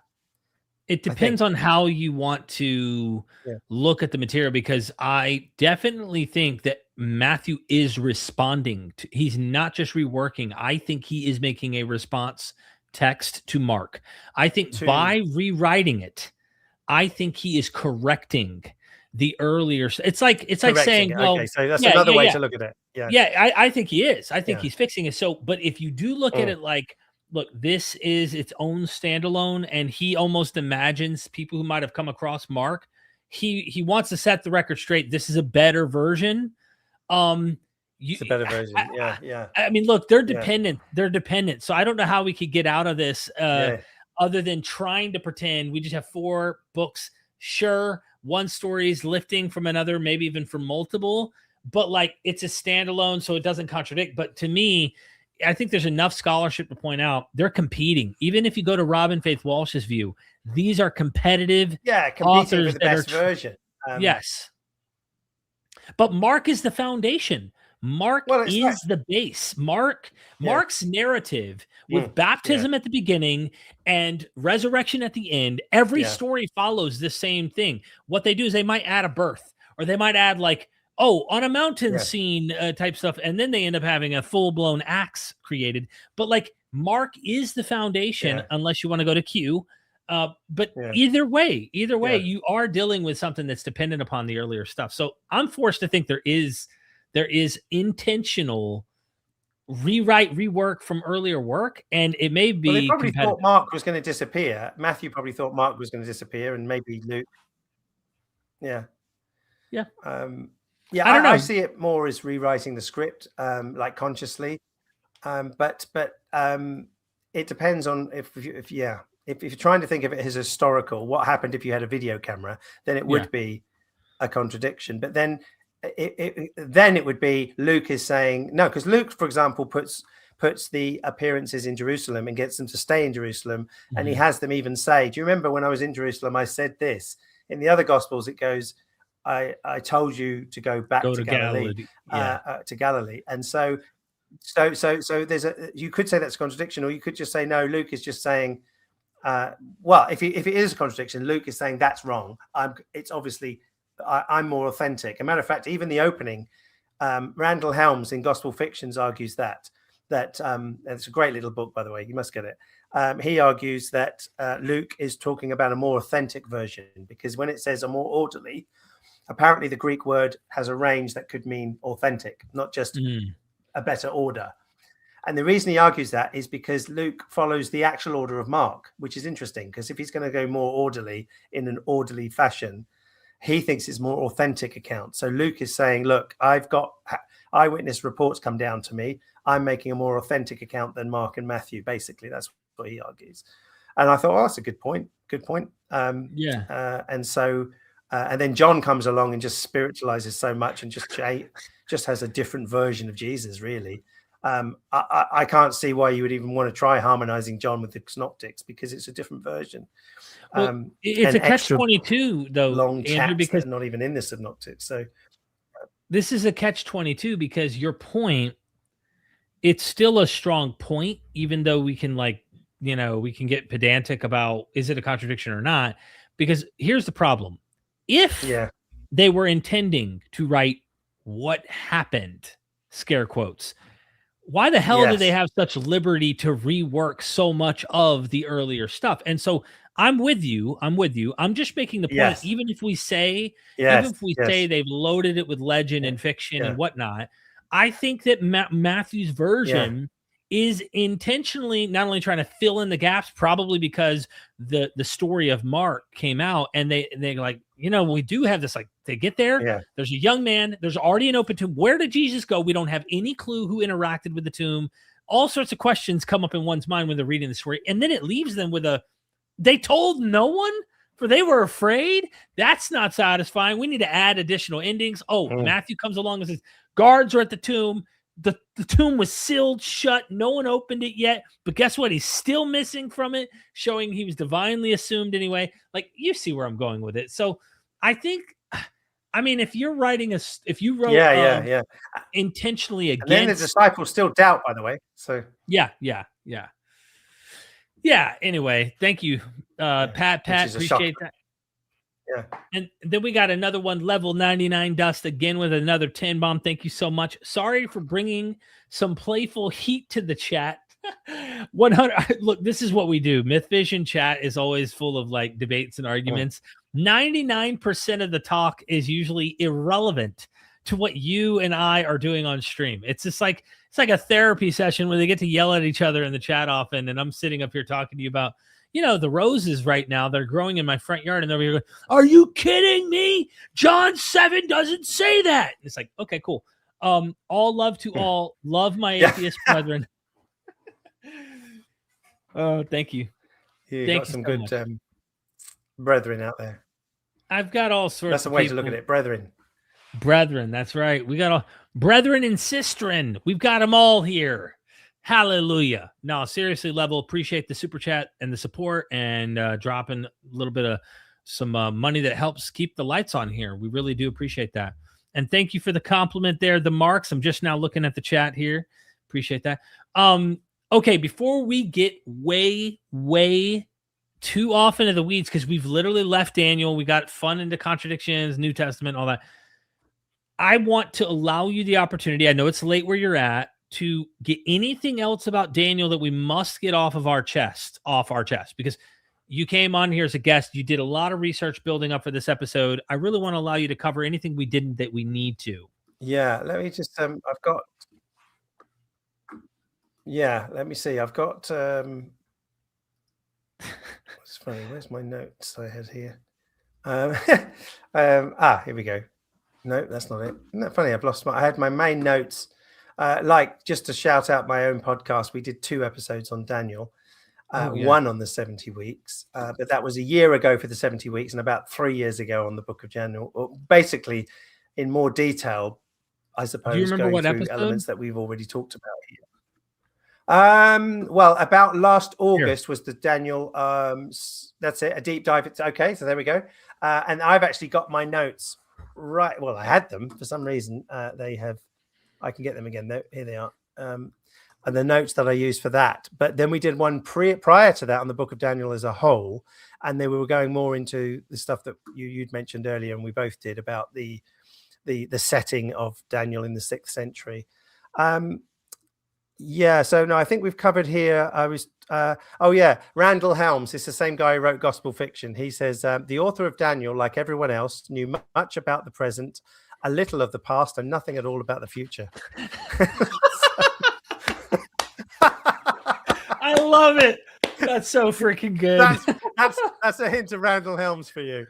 And it's which is the truth, isn't it? That anybody talking, we know probably a lot about the present, less about the past, and we don't know about the future. I mean, just look, for example, were you aware that almost to a man, I mean women as well, but just to use the phrase, almost to a man, every prophet in the Christian church in America got it wrong about Biden winning when he got in. Everyone said Trump was going to win. It was like across the board, everyone was being told that Trump would be back in, and he wasn't, and Biden got in, and then Trump afterwards. And so then people started to reconfigure and said, well, he's the spiritual president in heavenly, so you've got the spiritual thing, you've got he really means for the term afterwards, so we'll stretch 2020 to 2024. All the things that we're talking about with prophecy, we saw literally in this prophets, and some people doubled down and said I must be right in some way, and others, certainly some, did confess and say I got it wrong, as if I'm a false prophet at this point. But they won't be put to death, if you know what I mean. So, yeah, for sure. According to Deuteronomy. But it does show you that the mindset of the prophet. Now, Randall Helms, in his other book, The Bible Against Itself, which is one of my favorite books also. So I love this author. He's also done a book called Who Wrote the Gospel. So he's done 3 great books. Scholarly guy. literary critic, and he's come out with such memorable quotes like that one I just read you there, and other ones, and about prophets. And he was saying that how he another great thing. He said, Revelation, the last word, I am coming quickly. Sorry, I am coming soon. It's one of the saddest verses in the Bible. So it's like, that's a great line. It is. It's really sad, you know. I am coming soon. It just didn't happen. And so he said people all through the centuries have tortured themselves into making the words mean something else, which they do, except preterists. So let's give a shout for preterists. There you go. At least coming and soon and near. Yeah. And then just so making well done, it Derek. move. You had a period of taking the Bible. Yeah. Sorry. You took the words at its proper meaning when you were a preterist, and all kudos to you. Yeah, for a moment there. Even if you thought it all happened. Yeah. I did for a moment, and then everything like at some point, I like the way, in fact, we should pull this up real quick before we wrap things up, because look, this is great. I love you, man. I really do. Yeah. We've got a great friendship here, and I love learning from you about things that you know, and we bounce ideas off each other. We're kindred. I've lived in them. Yeah. Yes. Paula Fredrickson review. Very kindred. I almost went to full preterism like you because of the scripture, you know. we love the same scholarship. We love this stuff a lot here. So academia.edu, review of N.T. Wright, Paul and the Faithfulness of God. I'm not, I could download it. I think what I'll do is I'll just share my screen. Paul in the what? It's N.T. Wright's book. Now, mind you, N.T. Wright he's very realized eschatology. He's not full preterist, but damn it if he's not close. And she whiffs. She's reading his book is ridiculous. I talked to her in person, and she said it's like a 1,500 page book. She said it was just unnecessarily large. And her institution requested her to analyze it, right? Let me do this here. Is this it? Let me just download it. I don't think it's working here. Let's see. Let's see. Yeah, he's famous for saying the delay of he's famous for saying the delay of the parousia is a dead issue. So he's arguing for partial preterism in a very strong way. Let me grab this. Partial preterists, I think, problematic. Here it is. Okay, we're about to share it now. Sorry, I didn't want to give my in case my information pops up. So she's doing a book review. I think this is her. This should be her. And she says something about the day before and the day after. Let me just okay. This is it. This is so, bro. 1,660 page book.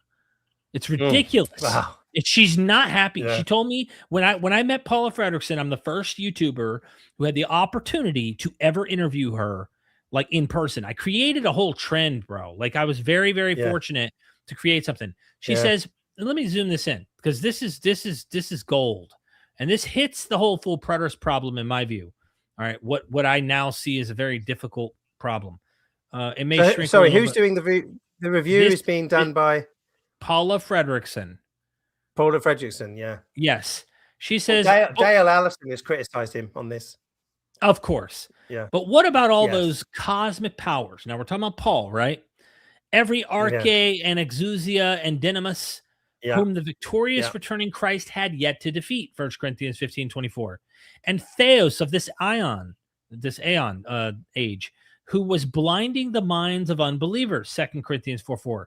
The arche and dynamis that groan along with all creation, the resurrection of the dead and the transformation of the living, which Paul thought he would live to see, 1 Thessalonians, 1 Corinthians. Aren't these hopes, apocalyptic? You can see the sarcasm in her tone, right? And this is the killer quote, wouldn't the day after the day of the Lord Jesus Christ look a little different from the day before? Is it really metaphors all the way down, transposed into a realized Christological key? Or is Paul talking about something actually, historically, indeed empirically happening within the time-space world? And wasn't he conceiving of this occurring sometime in the middle decades of what we now call the first century? In his certitude about his, thus Paul's vision of inaugurated eschatology, and for the whole length of 1,660 pages, Whyte manages not to say. Bro, like that's scathing, bro. The way she wrote that, she kicks his ass. Yeah. Dale Allison says something quite similar, not quite as strong and scathing as that, of course, but basically the same idea. This is why, in one sense, I have a little respect for the dispensationalists, because even though they put a pause on everything, at least they have a vision of the future where it's real time, space, you know, which then has the problem of all the soon, near, and this generation and all of that. But they get rid of that and they have a earthly situation happening here. The soon and near is very kept, but it's all. To be honest with you, it's getting Gnostic. Do you not see preterism as kind of Gnostic in a way? 100%. Because the further you go to everything just being a spiritualized metaphor for the heavenlies, it's like, I mean, even the New Testament, if you think about it, the vision of, Justin would be good on this, deconstruction zone. The vision of the future was that there was going to be on the throne someone of lineage of David on the throne forever, like in an earthly setting on earth. Whereas Jesus suddenly disappears in the ascension and he's now up in heaven. How convenient. I think Bob Price says that. How convenient, you know, and it's a bit convenient, isn't it? It's like the gold plates in Mormonism. They've gone back to heaven. You can't see them anymore. We can't see Jesus anymore. But so you believe that he's there, but he's on the throne in heaven. So that throne got shifted between the earth up to where you can't see him. We just believe it's there. So in one sense, you could say that Christianity is a bit Gnostic in a weird way once you start heavenalizing everything. For sure, and then all you see around you is the Romans destroy Jerusalem. That's it. The Romans destroy Jerusalem. Jesus disappears, and a fledgling church starts, and that's meant to be the true fulfillment. It is a bit bizarre. Well, here's the Gospel of Thomas, right? His disciples said to him, when will the rest for the dead take place? Some translations say repose, some say resurrection, some say, but it says, and when will the new world come? That's kind of the question you get on the Mark chapter 9, right? Hey, when will these things take place? You know, when will you restore, you know, and what is the time? And he goes, well, I'll give you this generation should not pass away. And exactly. And he said to them, what you are looking forward to has come, but you don't know it. That's realized, right? That's spiritualizing the resurrection of the dead. That's the full praetorist will say, amen, brother. Amen. But you know, I actually said, this is the thing. I know the popes and the high priest of the online, like right now, the full preterists in the world. I quoted this.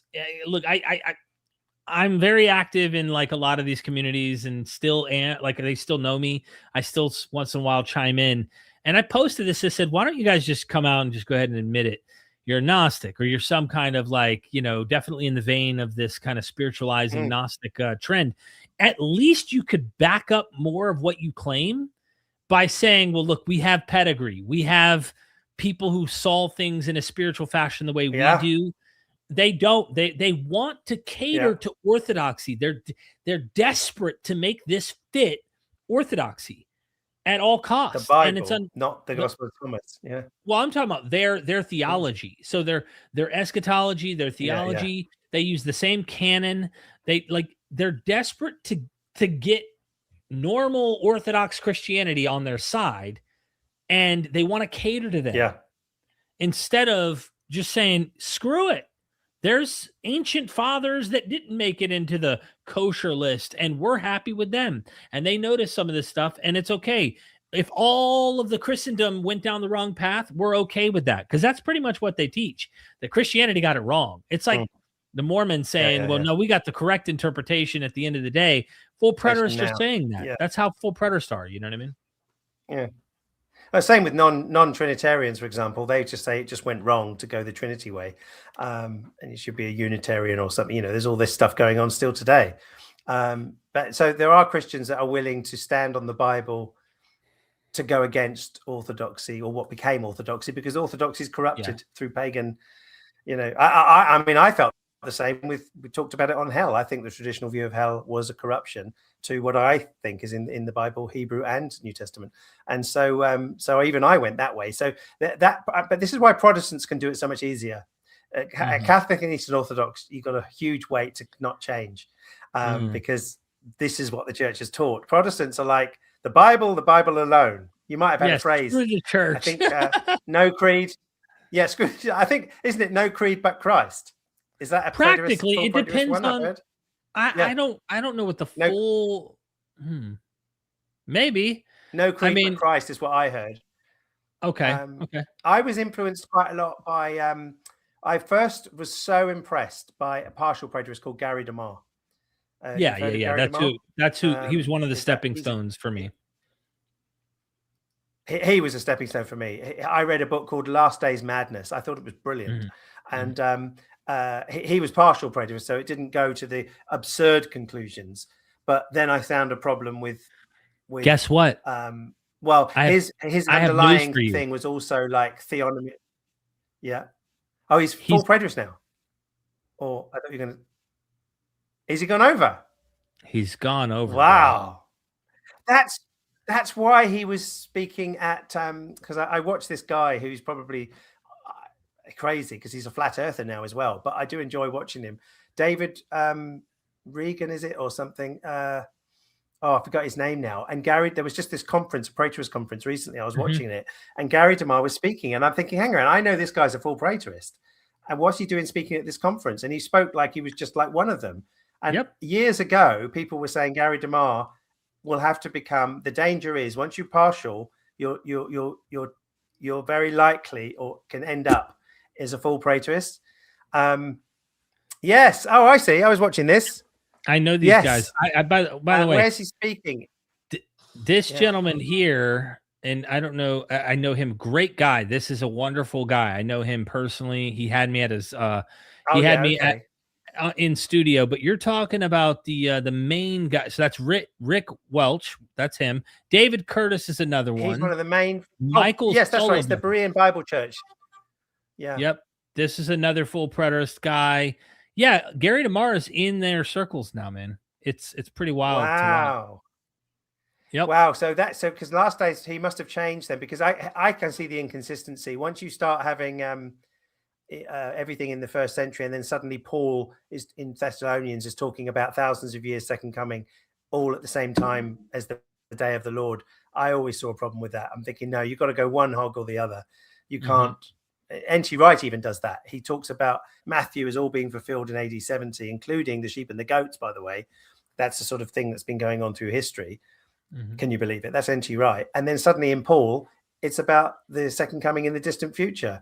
And yet Paul's language is not distant. Paul's language is imminent, not distant. So even N.T. Wright does that because he's got to stick with orthodoxy. You cannot have a second coming that's not future. As soon as you make it past, you're a heretic. You know, that's it. But I can't. Gary DeMar, he was a hero of mine in the day. Yeah, and J. Stu Russell's book, The Parousia. Yeah, James Stewart Russell for the amazing book. Yeah, that's the classic. But obviously, there's full preterists have really dissected it and they've built upon it, and then they've made it more. Yeah, they try to make it more cohesive. There, no matter what you do, you run into some serious problems. And there's the ongoing debate to this day on Facebook. I even love to have them on my channel to do debates. Like I've had full preterists come on and debate other people. But yeah, Gary DeMar, Kenneth Gentry was another one. He wrote about the Book of Revelation being written before 70 AD. That was what I was convinced of for a while. I've got that book. Yeah, a couple of these guys. R.C. Sproul, believe it or not, was also another partial preterist, very persuasive to me as a Reformed guy for a while. And then I sat on partial preterism for like 3 or 4 years, and there was this guy Sam Frost who used to say, once in a while when he would talk about partial preterism and other stuff, he would talk about this absolutely damning heresy called full preterism. And I was like, part of me is like, what's he talking? I didn't know what he was talking about. If it weren't for him, I don't know if I would have known about full preterism, but because he was he was an ex-full preterist. By the way, he just went right back into orthodoxy. He saw it as such heretical doctrine that it takes you away from like the standard Orthodox view of things. He went right back. He went I think right I've back. heard of him. Sam, what was his name again? Sorry, Sam Frost. Yeah, let me do this. Yeah, I've heard about it. And he said, "Oh, it all reduces down. Preterism all reduces down to Matthew 24 and everything. If you can just interpret those differently, we don't have to go down that route." This guy right Ed here. Stevens was someone else I was influenced by. Ed Stevens. He's another one, isn't he? Yeah, Ed Stevens was one, but this guy, who's that guy on the right? I've seen. I'm very familiar with him. Oh, which one? On the top, that's Don K. Preston at the top with the pink shirt. Yep. Yeah, I'm very familiar with him. Very familiar. He's like the king, I would say, of online full preterism. Like Ed Stevens is his arch enemy. Right. His arch enemy would be Ed Stevens. He has what's called a corporate body view, a CBV view. Ed Stevens has an individual body view. The rapture. Sam Frost was like one of the top guys who was, he learned Greek. He wrote a book about this. This is Sam here. He went back into Orthodoxy. Like there's all sorts of crazy stuff. People don't even know about this world. William Bell also tag teams with Don K. Preston, the guy you saw at the beginning. He's another classical full preterist, well known. Oh, I've seen that guy. Yeah, I've seen that guy. Ward Finley's so another. It hasn't died. It hasn't died to death then, full preterism. I thought that it had its peak almost about probably 10 years ago, but it hasn't, has it? It's still going. It's still going. I'm shocked Doug Wilson hasn't become one. I mean, he's another guy who was partial that, when I was in the Reform stuff. Anyway, what do you do? It does tie into Gary DeMar. I realize it ties into his theocratic views of the nation. So it's almost like this white Christian nationalism. We're here for the long haul. We got to change society from the bottom, and everything other than being raptured. It's like, we've got to change society. So this distant second coming can be thousands of years in the future. Everything in the Bible is really all about AD 70. So it is tied politically as well with Gary DeMar. Yeah. And that's what I found out a bit later. So I realized, so there's a reasoning, reconstructionism, that sort of thing. There was another point I was going to make though. So Stuart Russell. Oh yeah, do you remember this in Stuart Russell's book? He mooted the idea that we didn't have the ending of Mark because of the rapture, the AD 70 rapture or something. I don't know if you read that. It was just an idea. Mark, he didn't end Mark. Why? Because rather than dying of a heart attack or something, he was just boom. Because there is a view of an AD 70 rapture, isn't there? I think Ed Stevens part of that group. I know there was a fallout, and they said, so that there was a rapture, literally a rapture in AD 70, and then the other people said, no, it's all a covenantal thing. So I realized you just get these splits and splits. It's like a tree of evolution, isn't it? Oh, this branch here, then they're heretics. That branch, that they're heretics. That branch, they're heretics. It's like you split off, and when you step back and look at it, and you go, "This is crazy, man. This is crazy." You're following a logical conclusion and still falling out every which way but loose. Ed Stevens thinks that when he said flee to the mountains, he's telling him that because that's where he's going to rapture them at. And so when you actually ask him for evidence, he pretty much argues it's an argument from silence. He'll go, well, they did get raptured. And you go, well, what evidence do you have? Well, he told him to go to the mountains. And then, Paul talks about when he returns, will be taken up and all this stuff. And of course, you're supposed to escort him back to earth. But anyway, that's a different topic. Yeah, that's true. That's a whole different problem. So he thinks that they got raptured. And if you asked him for evidence, he would just drop these little hints and he'd be like, well, you can't prove it didn't happen kind of thing. And it's like, what? Like Jesus said he's coming. It all boils down to basically at the end of the day, like we talked about with Daniel, all prophecy cannot be wrong. So it has to be right every which way but loose, so we'll find a way. It's like lawyers coming along and say, well, it doesn't matter. Find a way to get OJ Simpson off, So it's like, let's just find a way. And each preterist offshoot is finding a way. And the fact that they must think that the mainstream church is obviously, I mean, do they think that non-full preterist Christians are Christians at all? Is it that strict? I think no, it depends on probably who you ask. I would say most of them probably do.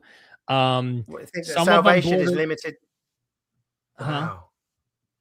No, I'm saying no. I think most of them think that normal Christians just are in error there. Some probably look at it and go, dude, you don't see the Lord's words. That's kind of a silly position I would think they should hold, because most people for 2,000 years, there's no full preterist in the church history for 1,800 years. Nobody was saved. I mean, like, it's almost like, I don't even think Mormons, who have like their own like modern revelation, deny Christianity had some continuity and that God worked with the Christians who may have been in error.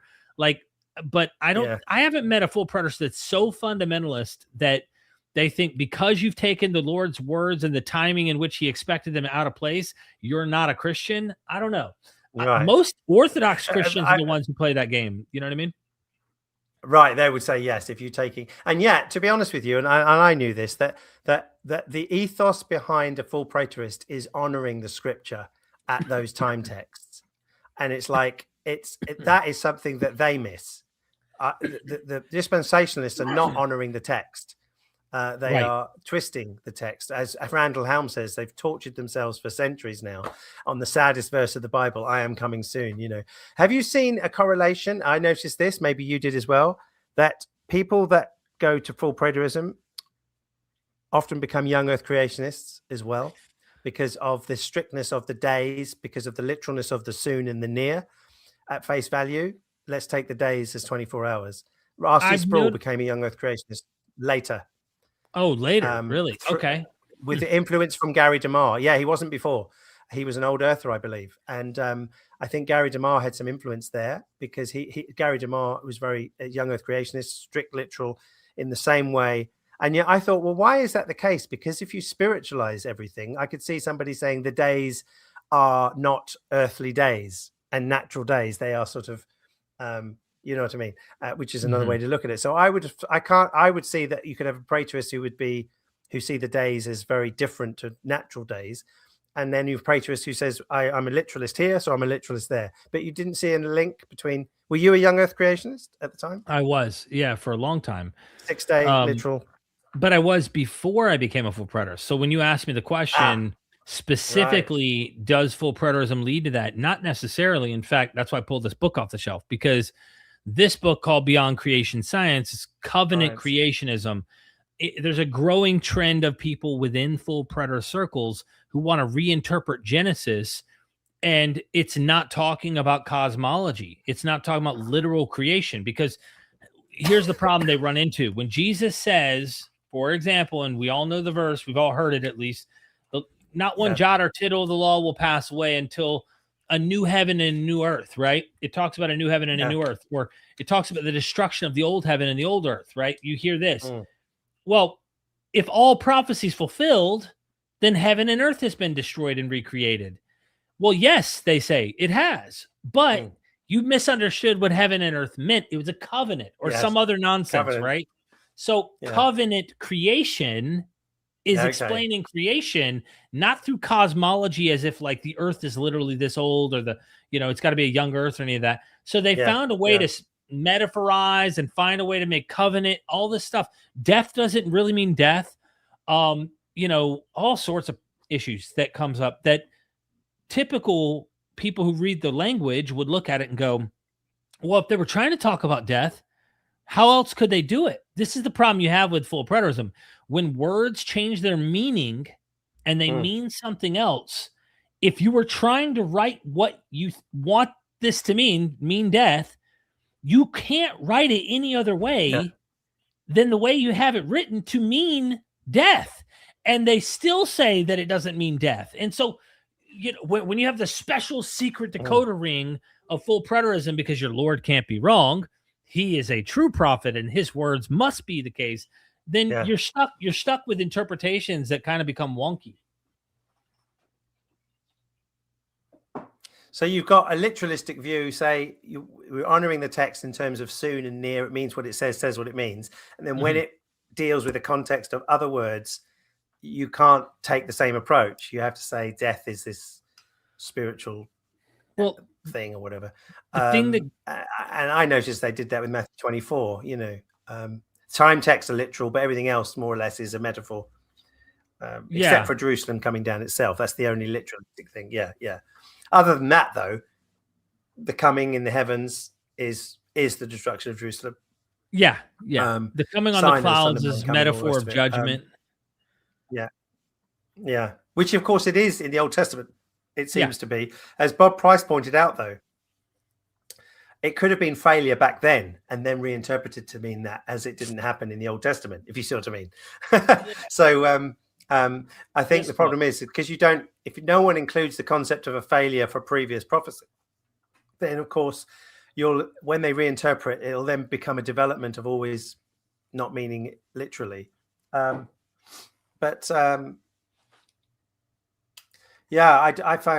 do find it interesting. I do find the whole thing interesting. It's like, and that's just one area. I mean, people are stuck over creationism. I mean, the creationist view that you saw, funny enough, there's a bedfellow there, Peter Enns, great scholar, by the way, Old Testament scholar. Do you know him? Know of him? Who? He argues a similar thing to the Genesis story being all about Israel, not actually about actual creation in a scientific sense, which is really, really interesting. Peter Enns and also someone called John Walton. They have a very different way of looking at, much more scholarly, I'd say. But Peter Enns, there's something that Peter Enns talks about in creation that sounded just like that Praetorist book, a covenantal view of. He's talking like the whole thing is like Adam represents Israel. He's cast out of the garden like Israel cast out into exile. And the whole thing sort of prefigures in a story form what was the nation of Israel as it formed. It was really interesting. Obviously moves away from any conflict with science, but it is a scholarly view. So it's funny how the sometimes scholarship has an idea that's similar to where some Praetorists are going. The thing that caused me a big problem is I was looking at their dating of Bible documents at the same time as becoming a full Praetorist, and I realized the evidence for 2 Peter being in the 2nd century was so strong it blew Praetorism apart right there and then. If the 2nd Peter was written about even 120 or 140 and it's still looking for the second coming, then the whole AD 70 thing falls to the ground just on the dating of 2 Peter on its own. And that was one of the things that cracked for me. Interesting, isn't it? There's so much of that. It's like you've got to make every book fit pre-70 for it to work, and I just couldn't do it with the scholarship that was out there. And now we got the book of Acts, Luke, all being pushed into the early 2nd century. It completely deadens AD 70 Praetorism in one foul go, just on a dating principle. Doc Pluromana, thank you, brother. Preterism is the theological equivalent of missing the concert and being told, no, the band played spiritually in the parking lot. Yes. Now that's one of the best lines anybody I've seen on your channel write in. That was brilliant. That's so good. It's exactly what people do. Well, think about it. That's why I said this about. Sorry, I think it's important, right? Think about this. They ask him, when will the rest for the dead, repose for the dead take place? And when will the new world come? Yeah. Think about that. Someone's asking a question. This is a problem. Someone is asking, when is this problem going to be resolved? And he's just saying, what you came for, you just don't even know it already happened. It's already there. What? Yeah, that's practically what I'm reading here in the super chat about the concert that already happened, and none of them see it. They don't even get to know that it happened. And imagine if someone told you you're going to be a billionaire. You're going to be a billionaire, Andrew. And in the next decade, and then a decade passes, you go, hey man, what you told me I was going to be a billionaire, and you are, and you don't even know it. I mean, you look at me side, you go, what the are you talking? What? I'm a billionaire? How? See, my friend, billion and billionaire doesn't mean what you thought it meant. You're a deceiver then. You literally are tricking me now. I said the same sort of thing earlier when I was seeing a bit of Gnostic Christianity, I think, happening anyway. If somebody who's more literalistic from the Old Testament at the time of Jesus was saying, so when's Jesus going to get rid of the Romans and live on the throne? He's not. Okay, can I go and talk to him then? Because I thought he was. I'm afraid you can't. There was about 8 people that saw him disappear behind a cloud, and he's gone up to sit in heaven, and that's where he's going to rule. I see. Okay. When's he coming back? Well, we don't know, but he will come back one day. And it's like, can you see what I mean? If you see it from that point of view, it's like, what have you done? You've actually done a little bit of full preterism there, because it's like Jesus is gone, and he's not here, but he is on the throne, by the way. So don't say he's not, he's ruling, but I thought it was going to be in Jerusalem. Yes, but it's the heavenly one, because there's a heavenly one in the New Testament, isn't there? It talks about it in Hebrews and obviously in Revelation. So once you start to get the equivalent, that's a bit Greek and it's a bit Gnostic, and both together. So I've always found Jesus disappearing is very convenient when you look at it from those sort of critical eyes, particularly with an Old Testament that doesn't see a Messiah that comes to go up. The Messiah is meant to come and be here in Jerusalem, reigning, sitting on Mount Zion, like David. Yeah. Exactly, but with sacrifices in the temple still going on in the Old Testament. So that's the vision. Somebody spiritualized it. So in one sense, give the Gnostics a break, because you're doing it already. Exactly. Give them a break, or just call yourself one. Give them a break. I don't blame full preterists. You've got the Gospel of Thomas, which I don't understand why they didn't embrace the Gospel of Thomas, the full preterist people that you knew. Look, Pat saying that it should have been part of the Bible. Right? Pat says, I'd be damned if somebody promised me $1 billion and no-showed. And no-showed. And no-showed. Yeah, for sure. Nah. Yeah. No doubt. No, for sure. That's the point. But like, imagine someone says you're not going to die. You're not going to taste death. You're not going to taste death. Some will not taste death. Yep. Some standing here, but I'm talking about some will not taste death. Oh, go ahead. Oh, right. No, that's what I wonder where you were going with that. Yeah, I was going to the Gospel of John, where he talks about anyone who eats my flesh and chews my blood will live forever. And of course they have to spiritualize that. I mean, how the hell? In fact, I interviewed a friend of mine, Derek Bennett. You might have come across the show in the past. I've done interviews with him. He's big into the dying and rising God comparison stuff. And he said he grew up in a cult of Christians who believed that they taught that once you get saved, you will not die. You will never die. You will literally live forever. And I'm like, how did you not think about, like, did you not know members of the church who died? I mean, like, was there not like people in your circles that, did die? And what'd y'all say to that? Did you go, well, they didn't really believe like they should have? Or how did you rationalize that? I'm going to say, because if everybody dies, then you've got to rationalize that everyone's not a Christian, right? In this life, exactly. So that's bizarre. Never heard of something. But as Bob Price has one of the best phrases going, when we first practice, hang on, what's it? For those who practice to believe, it's a spin on that one about deceive and believe. It'll come back to me, but Bob always has some great phrases. Gosh, yeah, when at first we practice to believe, what a web or something we deceive or something like that. Really interesting one. That it was when you just go down to belief scenarios, it's amazing what the human being is capable of believing, really. And that goes for all of us. I'm just trying to be a bit more rational about life than I feel, tethered down to some, science or something, because the human brain can go anywhere in belief. No doubt. Without evidence, I think as we sum up the show, we need to tell them the secret, Andrew, that we've been thinking about telling them all along, and we waited to the end. So obviously the 70 weeks is not about Jesus. It's about Andrew on Myth Vision. Yes. Okay. It's all about Andrew coming on to Myth Vision.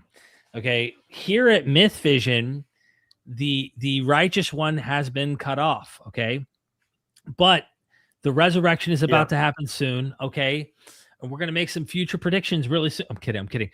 No, seriously. 3.5 minutes. 3.5 minutes. No, dude, appreciate you coming on. 3.5 minutes, you're going to be cut off. An anointed one, but you're the other anointed one if there's two. Really though, how about that? You and me.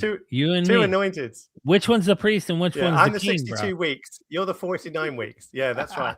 I'll be the priest with sacrifices. Yes. So yeah, I mean, it's difficult to sum up what we've done, but we've talked about Daniel, 70 weeks prophecy of years, and all of the somewhat contrived ways of trying to make those numbers work, if literal at all.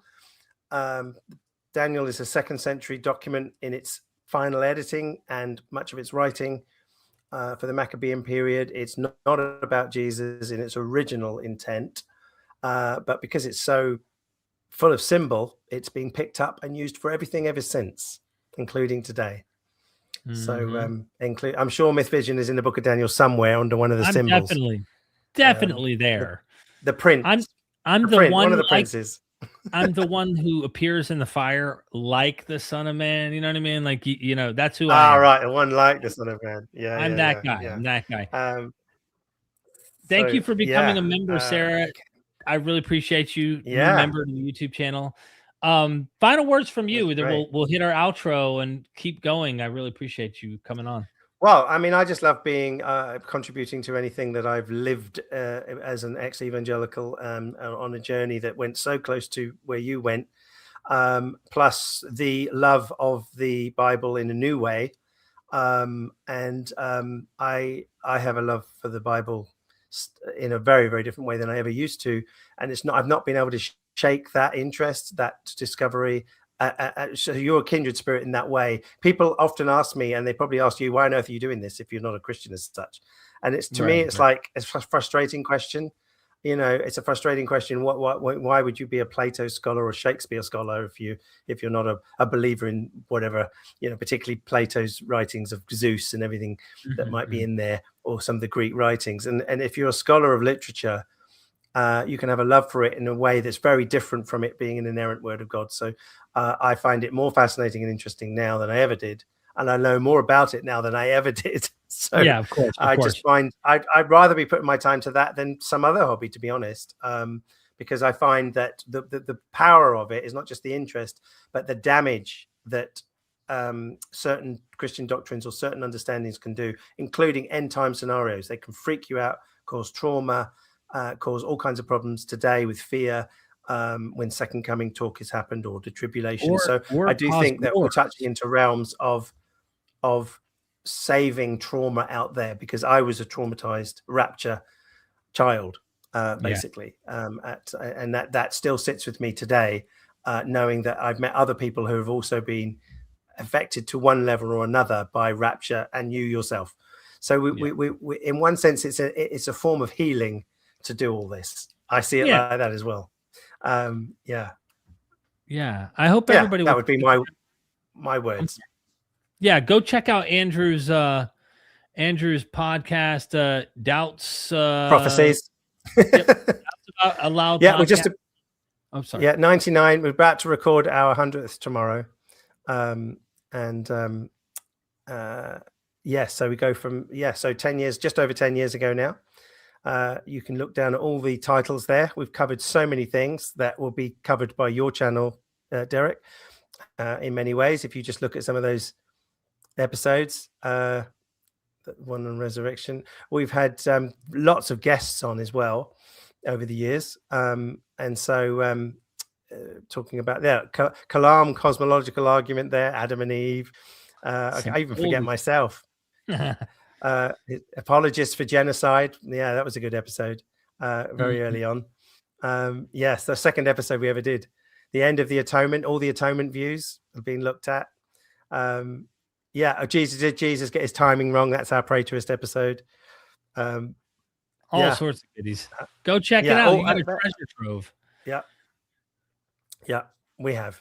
And then you have the YouTube once a month. Yeah, that was me doing research on what Christians say about different subjects and editing them all together. We've had some fun on the show before, Derek, showing some clips. Playing any one of these is going to... it's the ones with the graphics there are the actual subjects of the channel. The The other ones are just our episodes from the podcast. You can see me there 10 years ago. Limited Atonement. That was the fun one that you watched. Yep. Role of Women in the Church. That was interesting.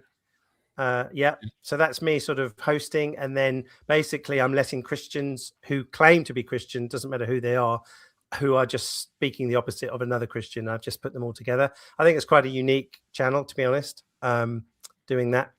I let them speak for themselves and say very little. I have a little comment, but I just let them go at it, as you've seen do it. They go at it. It's a blast. Thank you so much. Again, Sarah, thank you for becoming a member. Yes. I really appreciate your time, Andrew. Let's do this again, my friend. We will. Indeed. Kindred. No doubt. No doubt. In Christ. Like the video, share it out there, drop a comment, subscribe, join the Patreon, get behind the scenes, come harass me. We could use your support, honestly, to keep this kind of stuff going. Until next time, never forget, we are Myth Vision. Son, do you want to know what the truth is? After this, there's no turning back. You take the blue pill and you wake up in your bed and believe whatever you want to. You take the red pill and you stay in Wonderland, and I show you just how deep the rabbit hole goes. Remember, all I'm offering is the truth, nothing more.